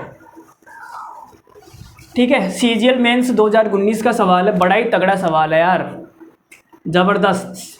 ज़बरदस्त मगन मस्त मैं हो गया तेरा दीवाना। तो आपने कहा गुरुजी सीजीएल मेंस 2019 का सवाल तो अच्छी बात है, लेकिन ये सवाल नया है, अभी पहली बार ही आया है क्लास में, तो हमें बता दो कैसे होगा। तो मैंने कहा भाई लल्लू प्रसाद यादव, अभाज्य गुणनखंड निकालने हैं, तुम्हें अभाज्य का मतलब नहीं पता क्या अभाज्य क्या होता है, तो निकाल ले। तो आपने कहा सर निकालते हैं। देखो 30 का मतलब होता है, 30 का मतलब कितना होता है, ये हो जाएगा आपका 2 इंटू 3 6, 6 पंजो 30 होता है, ये 5 हो गया। इसकी घात मुझे कितनी करनी है, 5 करनी है, ठीक है। और 24 का मतलब होता है, 24 का मतलब क्या होता है, 8 तिया 24, ये लो 8 तिया 24, इसकी पावर है 5, ठीक है। तो आपने कहा गुरुजी ये हो गया 2 की पावर 5, या चलो इसे देख लो, 2 की पावर 5 यहाँ पर है और 2 की पावर यहाँ 3 पंजो 15 हो जाएगी। चलो मैं लिख के बता देता हूँ, 2 की पावर 5 इंटू 3 की पावर 5 इंटू 5 की पावर 5 इंटू 2 की घात 3 है और 5 लगाऊंगा तो 2 5 दिया 15 और ये 3 की घात 5, तो ये कितना हो जाएगा, 2 की घात 5 और 15 20, 3 की घात 5 और 5 10, 5 की घात 5। तो आपने कहा गुरुजी हमें क्या बताना है, हमें प्राइम फैक्टर बताने हैं, ठीक है, अभाज्य गुणनखंड बताने हैं। मैं बोलूँगा भाई 2 अभाज्य गुणनखंड होता है, लेकिन 2 कितनी बार आया, 20 बार आया। तो आपने कहा अच्छी बात है, 2 20 बार आ गया तो 20 तो हो ही जाएंगे। फिर मैंने कहा 3 भी तो अभाज्य संख्या है भाई, और 3 कितनी बार आ गया, 10 बार आ गया, इसका मतलब 10 अभाज्य गुणनखंड और आ गए भाई। फिर मैंने कहा 5 भी अभाज्य गुणनखंड है, 5 भी तो अभाज्य है ना, लेकिन 5 कितनी बार आया, 5 बार, तो टोटल अभाज्य गुणनखंड कितने हो जाएंगे, 35। यही सवाल का आंसर है। आ गया समझ में? चलो समझ में नहीं आया तो मैं फॉर्मूला लिखा देता हूँ, तुम्हें क्या बस फॉर्मूले रटने की आदत पड़ी हुई है, गुरुजी आएंगे फॉर्मूले लिखाएंगे, फॉर्मूले रट लो। ये फॉर्मूले रटने वाली जो आदत है ना, इसको थोड़ा सा बाहर निकाल के फेंक दो। फॉर्मूला बनता कैसे है उस बात पे फोकस किया करो तुम। फॉर्मूला रट लिया, काम हो गया। जैसे मैंने कहा भाई a की घात है p और b की घात है q, c की घात है r, जहाँ पर a, b, c prime number है, ABC प्राइम नंबर है, तो नंबर ऑफ प्राइम फैक्टर अभाज्य गुणनखंडों की संख्या वो कितनी हो जाएगी, तो आंसर आ जाएगा P plus Q plus R। रटना चाहो तो रट लो भाई, ये वाला फॉर्मूला लिख लो। देखो ABC प्राइम है, 2 3 5 प्राइम है, तो नंबर ऑफ प्राइम फैक्टर कितने हो जाएंगे, P plus Q plus R। ये घात में जो लिखा हुआ है, तो 20 10 से 5, 20 10 5 35 आ गया। तो मैंने फॉर्मूला भी बता दिया, मैंने कॉन्सेप्ट भी बता दिया, कैसे क्या होगा आप देख लो। आप देख लो भाई कैसे क्या होगा, देख सकते हो, ठीक है। चलो देखो मैं 100 ट्रिक बताता हूँ, इतना झमेला पालने की ज़रूरत नहीं है, मैं 100 ट्रिक बता रहा हूँ सीधा सीधा। 100 ट्रिक पे काम करते हैं। तो आपने कहा गुरुजी 100 ट्रिक बता दो हमें, तो हमें आप 100 ट्रिक बता दो।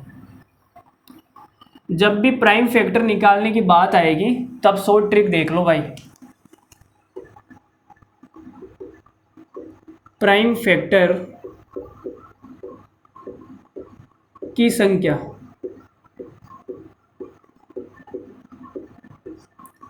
कैसे निकालेंगे देख लो। आपने कहा सर 30 के गुणनखंड कर दो।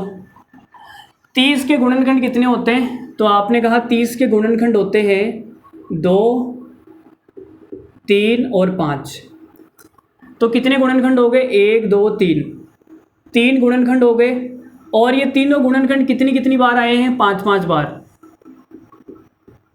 तो भाई 15 तो यहाँ से आ जाएंगे।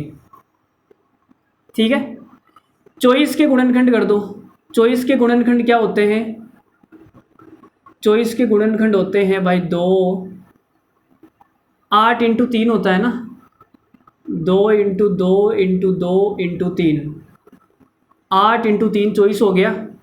तो कितने हो गए? 1 2 3 4, 4 गुणनखंड हो गए। और ये चारों कितनी कितनी बार आए हैं? 5 बार आए हैं। तो टोटल कितने हो जाएंगे? 4 इंटू 5 20, और 20 और 15 टोटल कितने हो जाएंगे जोड़ने पे? 35। तो ये वाली शॉर्ट ट्रिक अगर आपको समझ में आ गई है तो अच्छी बात है, और अगर नहीं आई है तो कोई बात नहीं, ऐसे कर लेना। चलो आगे बढ़ते हैं। अगला सवाल देखो जी। चलो देखो, 2 सवाल मैं आपको अपने मन से देता हूँ। कितने नंबर हो गए थे? अब देखो, नंबर का तो मुझे पता नहीं है, तुम सवाल लिख लो। सवाल तुम लिखो 100 के सभी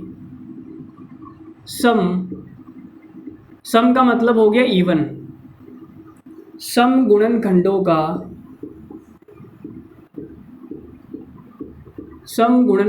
का योग ज्ञात करो। ठीक है, ये सवाल आपको बताना है कितना आएगा। फटाफट अभी करके बताओ कितना आएगा। अभी फटाफट आंसर निकाल के बताओ कितना आएगा। देखो, सम गुणनखंड की बात हो रही है, तो मैंने आपसे कहा था कि जो सम है वो 2 से गुणा करने पर कोई भी संख्या होगी वो सम संख्या बन जाएगी। तो तुम एक काम करो, 2 को पहले ही बाहर निकाल लो खींच के। तो तुमने कहा गुरुजी 100 का मतलब होता है 25 इंटू 4, मतलब कि 5 की घात 2 इंटू 2 की घात 2। मैंने 2 को बाहर निकाल लिया खींच के, तो ये 5 की घात 2 इंटू 2 की घात 1 हो जाएगी। ठीक है, अब नंबर ऑफ फैक्टर्स निकालते हैं, गुणनखंडों की संख्या निकालते हैं, तब ऐसे ही करते हैं हम।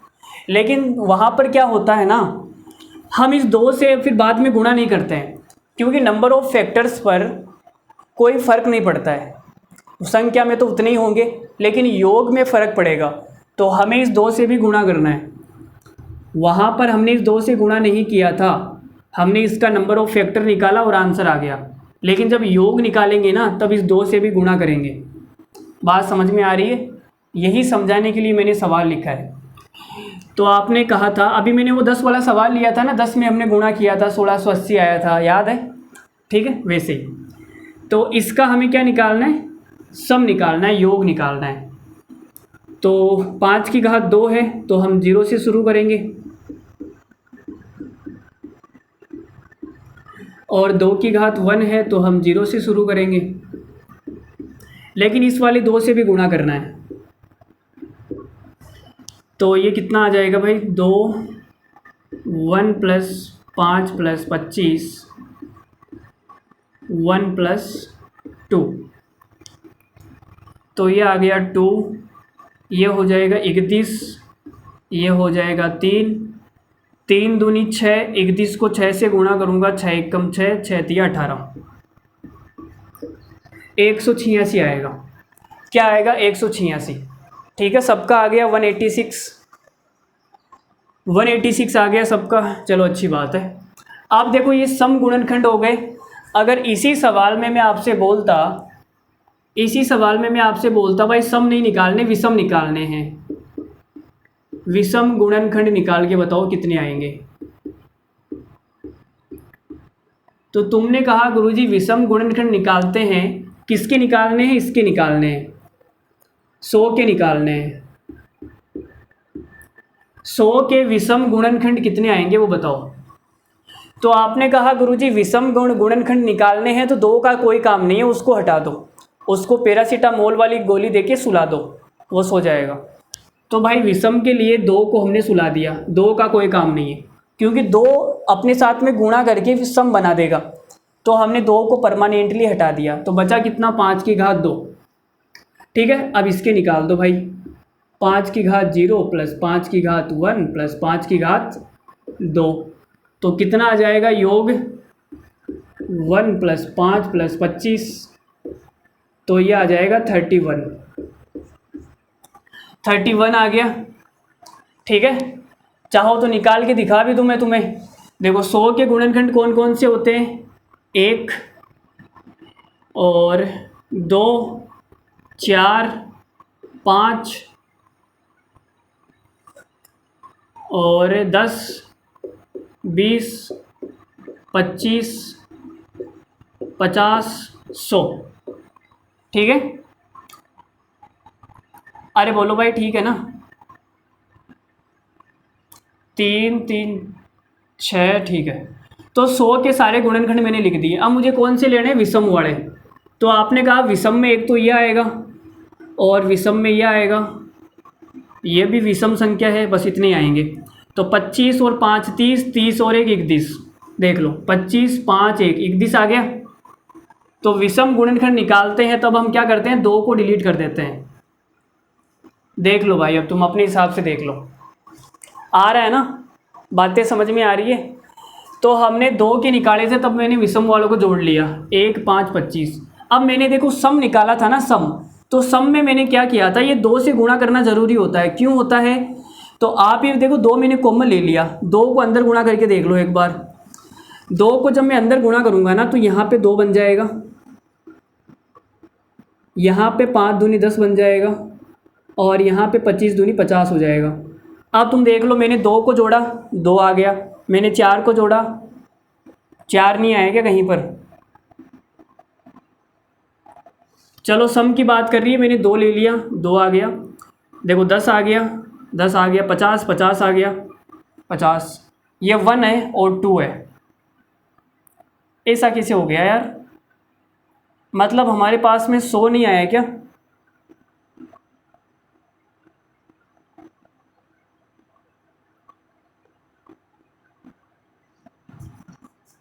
एक 186 सही तो आ रहा है ना हमारा आंसर। 2 4 6, 6 और 30 36, 36 और 150 कितना हो जाएगा, 186। आंसर तो सही आ रहा है, आंसर तो सही आ रहा है, लेकिन ये मामला बैठा कैसे नहीं।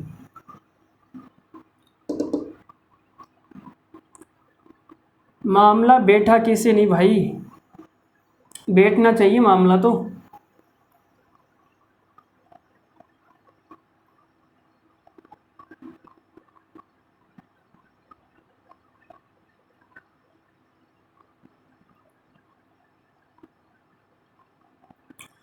आंसर तो सही आ रहा है, लेकिन ये मामला बैठना चाहिए। चलो इतना डीप नहीं जाते हैं, इतना डीप जाने की ज़रूरत नहीं है। ठीक है, इतना ही ठीक है, तुम इतना ही ध्यान रखो बस। चलो आगे बढ़ते हैं, ये एक बार देख भी लेते हैं जैसे क्या किया था हमने। जैसे हमें 2 4, हमें क्या करना है, 2 4 और 2 4 हो गया। फिर हमको 10 जोड़ना है, 10 20 फिर 50 और 100, इनको हमें जोड़ना है। 2 हमने पहले ही बाहर ले लिया था, 2 को मैं बाहर निकाल देता हूँ। लो भाई 2 बाहर आ गया, अंदर बचेगा क्या क्या, 1 और 2, 5 10 25 और 50, ये अंदर बच गया, 2 मैंने बाहर निकाल दिया। अब यहाँ से कुछ और भी बात बन रही है क्या, यहाँ से ये वाला सीन बन जाएगा ना। देखो 2 हो गया, ये 1 + 2 + 5 ये साइड में हो गया। अब यहाँ से मैंने क्या किया, 5 कॉमन ले रहा हूँ मैं। क्या ले रहा हूँ, 5 कॉमन। 5 कॉमन लेने पर भी बात नहीं बनेगी। 2 10 5, 2 10 50, लेकिन बनना तो ये चाहिए ना। यहाँ पे पहले कितना था, 1, फिर यहाँ पे 5 और यहाँ पे 25, ऐसे ही किया था हमने। अब देखो इतना डीप में नहीं जा रहा हूँ, इतना डीप आपको जाना नहीं है, ये तो मैं ऐसे ही बता रहा हूँ। बीच में बात आ गई तो बस सब बताना पड़ रहा है। इतना डीप नहीं जाना है आपको, इतना ही ध्यान रखना है, 186 और ये विषम, बस ये तो मैं ऐसे ही जा रहा हूँ। ठीक है, मेरा भी मन हो गया डीप जाने का, मुझे भी कुछ नई चीज़ मिलेगी यहाँ से। ठीक है, इसलिए जा रहा हूँ। आपको ज़्यादा दिमाग नहीं लगाना है। तो आपने कहा गुरुजी 1, 5, 25 को साइड में ले लो आप। हमने 1, 5 और 25 को साइड में ले लिया, तो ये आ गया, ये अंदर की बात है, ठीक है। 2 बाहर गुणा में पड़ा हुआ है। अब बचा क्या हमारे पास में, 2 बच गया, 10 बच गया, 50 बच गया। अब यहाँ से तुम एक काम करो, 2 कॉमन ले लो भाई। क्या ले लो, 2 कॉमन, ठीक है। तो मैंने 2 कॉमन ले लिया यहाँ से। 2, 10, 25 से मैंने क्या किया, अंदर बता रहा हूँ मैं, ठीक है। अंदर मैंने 2 कॉमन लिया, तो ये कितना बचेगा, तो आपने कहा अंदर बचेगा 1 + 5 + 25, और ये मैंने बाहर वाला कोष्टक बंद कर दिया। ये 2 सबके गुणा में है, ध्यान रखना। अब यहाँ से मैंने क्या किया, 1, 5, 25 को कॉमन लिया। अब तुम देखो ये 2 बाहर पड़ा हुआ है, 2 ये रहा, 1, 5, 25 यहाँ पर भी है और 1, 5, 25 यहाँ पर भी है। तो जब ये कॉमन आएगा तो ये कॉमन आ गया, तो अंदर क्या बचेगा, यहाँ तो 1 बच जाएगा, 1 बच गया, और यहाँ से ये कॉमन आएगा तो 2 बचेगा, ये 2 बच गया, ठीक है। तो ये वाली चीज़ यहाँ से हमने की है। अब देखो इतना झमेला नहीं करके हमें सीधा सा ध्यान रखना है, बस हमारा काम हो जाएगा। बात बन गई ना। कितनी मुश्किल से सेट हुआ है यार ये मामला। चलो देखो, मुझे भी थोड़ा सा नया ज्ञान मिला। अगर किसी बच्चे ने क्लास में पूछ लिया कि सर हमें तो करके बताओ ये कैसे हो रहा है, तो मैं बता सकता हूँ। चलो देखो, यही फ़ायदा है पढ़ाने का, तुम्हें पढ़ाने का यही फ़ायदा है, बीच बीच में नई चीज़ें मुझे भी सीखने को मिलती रहेगी, ठीक है। तो आगे बढ़ते हैं। इतना आपको ध्यान नहीं रखना है, ये तो मैंने ऐसे एग्जाम्पल लेके बताया है आपको। ये आपको इतना ध्यान रखना है कि सम गुणनखंड निकालने हैं तो आपको 2 को पहले बाहर ले लेना है और अंदर जो भी बचेगा उसका निकाल देना, बाद में 2 से गुणा भी करना है। और जब आपको ओड निकालना है, विषम निकालने हैं, तब 2 की रामायण खत्म कर देनी है, जो भी बचेगा उसका निकाल देना है। इतनी सी बात मैंने बताई, ये वाला मामला आपको ध्यान नहीं रखना है। चलो आगे बढ़ते हैं, अगला सवाल लेते हैं। देखो जी भाई, सवाल नंबर जो भी है, 2 अभाज्य संख्याएं हैं P Q है, P गुणा Q के कितने न्यूनतम गुणनखंड हो सकते हैं। आपने कहा P और Q पहले से ही अभाज्य संख्या है, प्राइम फैक्टर करने की ज़रूरत ही नहीं है, ऑलरेडी प्राइम है भाई। तो आपने कहा इसकी घात 1 है, इसकी घात भी 1 है, तो नंबर ऑफ फैक्टर्स कितने आ जाएंगे, नंबर ऑफ फैक्टर्स गुणनखंडों की संख्या 1 + 1, 1 + 1, 2 × 2 = 4। तो न्यूनतम 4 गुणनखंड होंगे, न्यूनतम 4 गुणनखंड होंगे। अगर कोई संख्या प्राइम फैक्टर है तो उसके कम से कम 4 गुणनखंड तो होंगे ही होंगे, कोई सी भी उठा के देख लेना। सवाल का आंसर 4 आ गया। चलो 1-2 सवाल और करते हैं, छुट्टी कर देते हैं। लो भाई, सवाल नंबर 13 आ गया। देखो, दुनिया में आए हो तो कुछ कर लो, थोड़ा जी लो थोड़ा मर लो। थोड़ा क्यों जिएंगे भाई, पूरा ही जिएंगे हम तो। देखो ये व्यंजक लिखा हुआ है इतना बड़ा, इतना लंबा है यार, मतलब अभाज्य गुणनखंडों की संख्या बतानी है। क्या बतानी है, अभाज्य गुणनखंडों की संख्या। तो मैंने आपको फॉर्मूला बताया था अभाज्य गुणनखंड वाला, P + Q + R, या तो वैसे कर लो, लेकिन मैंने शॉर्ट ट्रिक बताई थी आपको। मैंने कहा था भाई 4 के कितने फैक्टर होते हैं, तो आपने कहा सर 4 के 2 फैक्टर होते हैं, 2 × 2। अब टोटल 2 फैक्टर हो गए, ये वाला भी 11 बार आएगा और ये वाला भी 11 बार आएगा। तो भाई टोटल कितने हो गए, 22। 5 का फैक्टर तो एक ही होता है, लेकिन ये कितनी बार आया, 5 बार आया। 3 का फैक्टर भी एक ही होता है, 3 कितनी बार आया, 2 बार आया। 13 भी 2 बार आया। तो 22, 5 और 4 9, कितने हो गए, 31। इकदी सवाल का करेक्ट आंसर है। अभाज्य गुणनखंड निकालना मैंने आपको सिखाया था, अगर आपको याद है पीछे पेज पलट के देखो क्या बताया था। या तो ऐसे निकाल लो, या फिर आप यहाँ पे ये भी कर सकते हो। सर 4 है ना, 4 का मतलब होता है 2 की पावर 2, 11 से गुणा होगा ये 2, तो यहाँ 22 बन जाएगा। P + Q + R अब जोड़ देना ऊपर वाले को, आंसर आ जाएगा। ठीक है, चलो आगे बढ़ते हैं, 1-2 सवाल और ले लेते हैं। ये सवाल जो भी बताएगा उसको अभी मेरी तरफ से एक छोटा सा गिफ्ट दिया जाएगा, उसके अंदर कुछ भी हो सकता है। चलो देखो सवाल पे आ जाओ। उसके अंदर ना एक वो निकलेगा, वो आता है ना, क्या बोलते हैं इसे, उस पार्सल को खोलते ही वो मुंह पे लगता है ना, इसे ढबूस, फिल्म में नहीं देखा क्या आपने? वो निकलेगा उसमें और तुम्हारा मुंह टूट जाएगा। टूटने के बाद क्या है भाई, टूटने के बाद कोई भाव नहीं देता है, वो भी भाव नहीं देगी, वो भी बोल देगी इसका तो टूटा हुआ है मुंह। चलो आ जाओ। संख्या ये है हमारे पास में, इसके सभी गुणनखंड निकालने हैं भाई। अभाज्य गुणनखंड बताने हैं, प्राइम फैक्टर बताने हैं मेरे दोस्त। तो मैंने 100 ट्रिक बताई थी आपको, क्या बताई थी? देखो 9 के कितने गुणनखंड होते हैं? 3 इंटू 3, 2 ही गुणनखंड होते हैं। और कितनी बार आएगा? 3 बार आएगा। 49 के 2 गुणनखंड होते हैं, 7 इंटू 7, 2 गुणनखंड हो गए भाई। कितनी बार आएगा? 8 बार आएगा। 125 के 3 गुणनखंड होते हैं, 5 इंटू 5 इंटू 5, 5 3 बार इंटू होगा। और कितनी बार आएगा? 6 बार। 729 के कितने गुणनखंड होते हैं भाई? 729 के कितने होते हैं यार, ये तो मरवाएगा।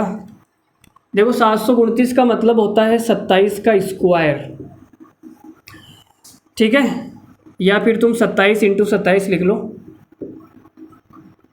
अब 27 के क्या होते हैं? 27 का हो जाएगा 3 इंटू 3 इंटू 3। इस 27 का हो जाएगा 3 इंटू 3 इंटू 3।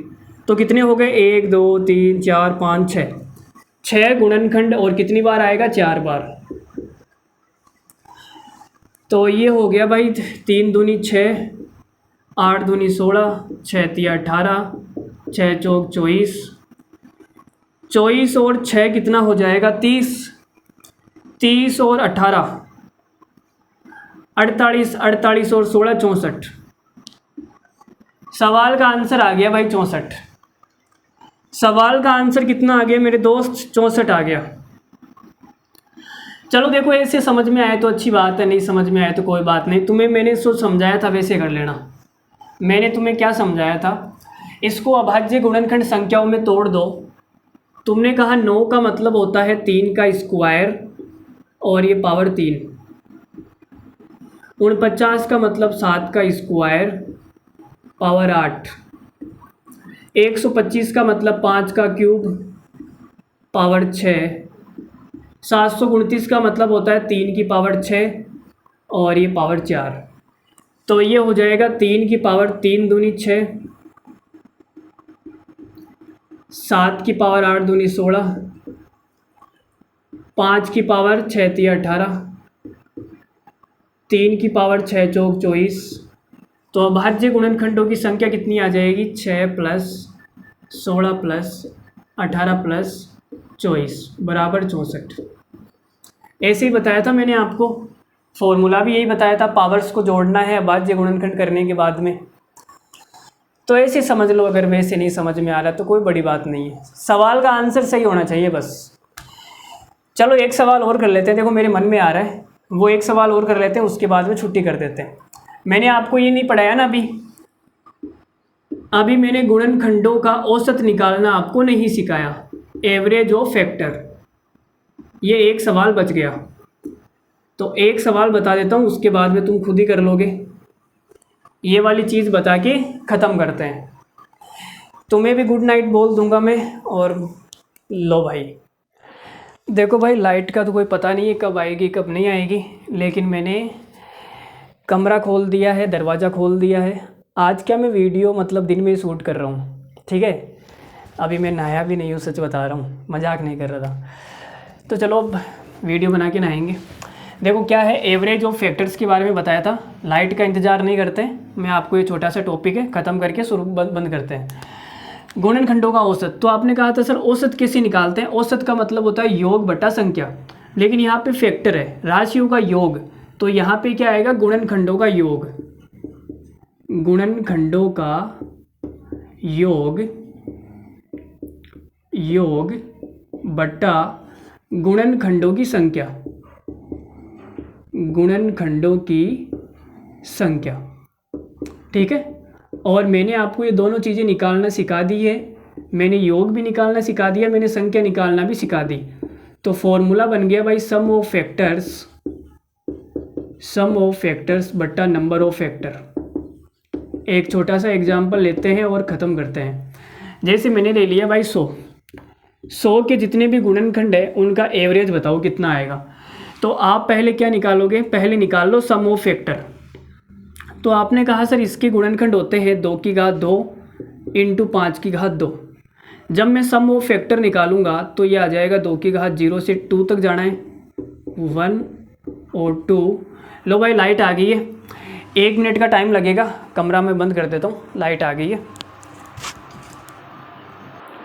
तो मैंने आपसे कहा अब ये 5 की घात 0 से 2 तक जाएगा, 5 की घात 0 से 2 तक जाएगा, तो कितना आ जाएगा 1 2 और 4, 4 3 7 आ गया। ये कितना आएगा 1 + 5 + 25, तो ये आ जाएगा 31, 7 एकम 7, 7 या 21, 217, ठीक है। तो भाई ये तो आ गया 217। अब नंबर ऑफ़ फैक्टर्स कितने आएंगे, तो नंबर ऑफ़ फैक्टर्स निकाल लेते हैं।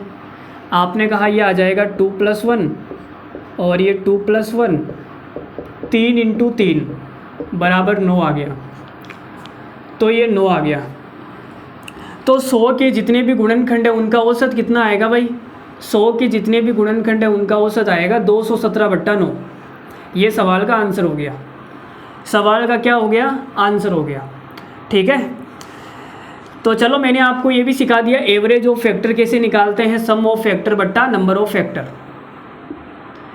217/9 100 वाला एग्जाम्पल लेके भी मैंने आपको दिखा दिया है। तो ठीक है, लाइट की कमी कैसे आ रही है, अरे मैं लाइट चलाना भूल गया यार, तुम्हें दिखाई तो दिया ना ये, अरे जो मैंने बताया तुम्हें दिखाई तो दिया ना, मैं लाइट चलाना भूल गया था। कोई बात नहीं, दिखाई दे दिया होगा, अगर नहीं भी दिया है तो मैंने बोला तो ही, सुनाई भी दिया होगा, चलो कोई बात नहीं। तो देखो भाई अभी जो बात है, कल रात को मैंने वीडियो नहीं बनाई थी, कल रात को थोड़ा सा प्रॉब्लम हो गया था, मैंने कुछ उलट पुलट चीज़ें खा ली थी जिसके कारण पेट में कुछ गड़बड़ हो गई थी, ठीक है। चलो जो भी था छोड़ो बात को। तो आज अभी मैं सुबह सुबह उठते ही मैंने वीडियो बनाना शुरू कर दिया। देखो 8 बजे मैंने शुरू किया था बनाना, अभी कितना टाइम हो रहा है मैं तुम्हें बता दूं, अभी टाइम हो रहा है 10 बज रहे हैं, 10:23 हो गई, तो लगभग 2 घंटे का टाइम मान सकते हो तुम। 2 घंटे में भाई ये वीडियो बन के तैयार हुई है। आज दिन में वीडियो बना रहे हैं हम, वो भी बिना नहाए धोए, अभी नहाए भी नहीं है, देख रहे हो तुम। अब क्लास ख़त्म करके नहाऊंगा, धोऊंगा मतलब सारे काम साथ, कपड़े धोऊंगा भाई, ठीक है, नहाने के बाद में धोते हैं ना। और अब फिर खाना खाएंगे, खाना खाने के बाद में क्लास को अपलोड कर देंगे, ठीक है। लाइब्रेरी जाऊंगा, वहाँ पे वाईफाई कनेक्ट करूँगा और क्लास को अपलोड करूँगा। तो चलो आज के लिए इतना ही रखते हैं। अगर आपको क्लास अच्छी लगी हो तो कमेंट करना, बढ़िया सा मज़ा आया नहीं आया, ठीक है। बहुत मेहनत कर रहे हैं आपके लिए, और अगर आप अच्छा सा कमेंट नहीं करेंगे, वीडियो को लाइक नहीं करेंगे, तो फिर यार मज़ा नहीं आएगा। हमारा भी थोड़ा सा ऐसे मोटिवेशन बनता रहता है कि कोई कमेंट करके जाएगा, ऐसे यार मज़ा आता है, यार उसने कमेंट किया मतलब मज़ा आ गया, ठीक है। अभी तुम नहीं समझोगे इन सब चीज़ों से, सर कमेंट से क्या होता है, सर लाइक करने से क्या होता है, मतलब ये चीज़ें अभी तुम्हें नहीं पता लेकिन हमें पता है, ठीक है। तुम कमेंट करोगे तो हमें लगेगा यार हम जो पढ़ा रहे हैं वो लोग पढ़ रहे हैं, मतलब उनको मज़ा आ रहा है, लोगों तक पहुंच रहा है, ऐसी सब चीज़ें हमारे दिल में रहती है। और अगर हम ऐसे ही पढ़ा दें और कोई देखे भी ना, ठीक है, तो फिर हमें ऐसा लगता है यार हम फालतू में मेहनत कर रहे हैं, क्या मतलब है, ऐसे तो बैठ के अपना खुद ही पढ़ लो ना, ऐसे लगता है, ठीक है। तो चलो आज के लिए इतना ही। अगर आपको क्लास अच्छी लगी है तो बढ़िया सा कमेंट करके जाएंगे और वीडियो को शेयर करेंगे अपने 2-4 दोस्तों तक। तो धन्यवाद, thank you very much, love you all, take care, bye bye. ख्याल रखना अपना, उसका भी ख्याल रखना, वो भी आपका इंतज़ार कर रही होगी कि कब मैं पापा से बात करूं, कब इसका सिलेक्शन हो जाए, ठीक है। तो आपको सिलेक्शन लेना ही है। उसके दिलों पर भी अरमान बहुत सारे हैं, उनके दिलों में जो अरमान है उन पर पानी नहीं फेरना है, ठीक है। तो चलो आज के लिए इतना ही, विदा लेता हूँ मैं आप सभी के बीच से। धन्यवाद, thank you very much, good night, love you all, take care, bye bye. Good night तो क्या, वैसे गुड मॉर्निंग है आज तो। चलो बाय, धन्यवाद।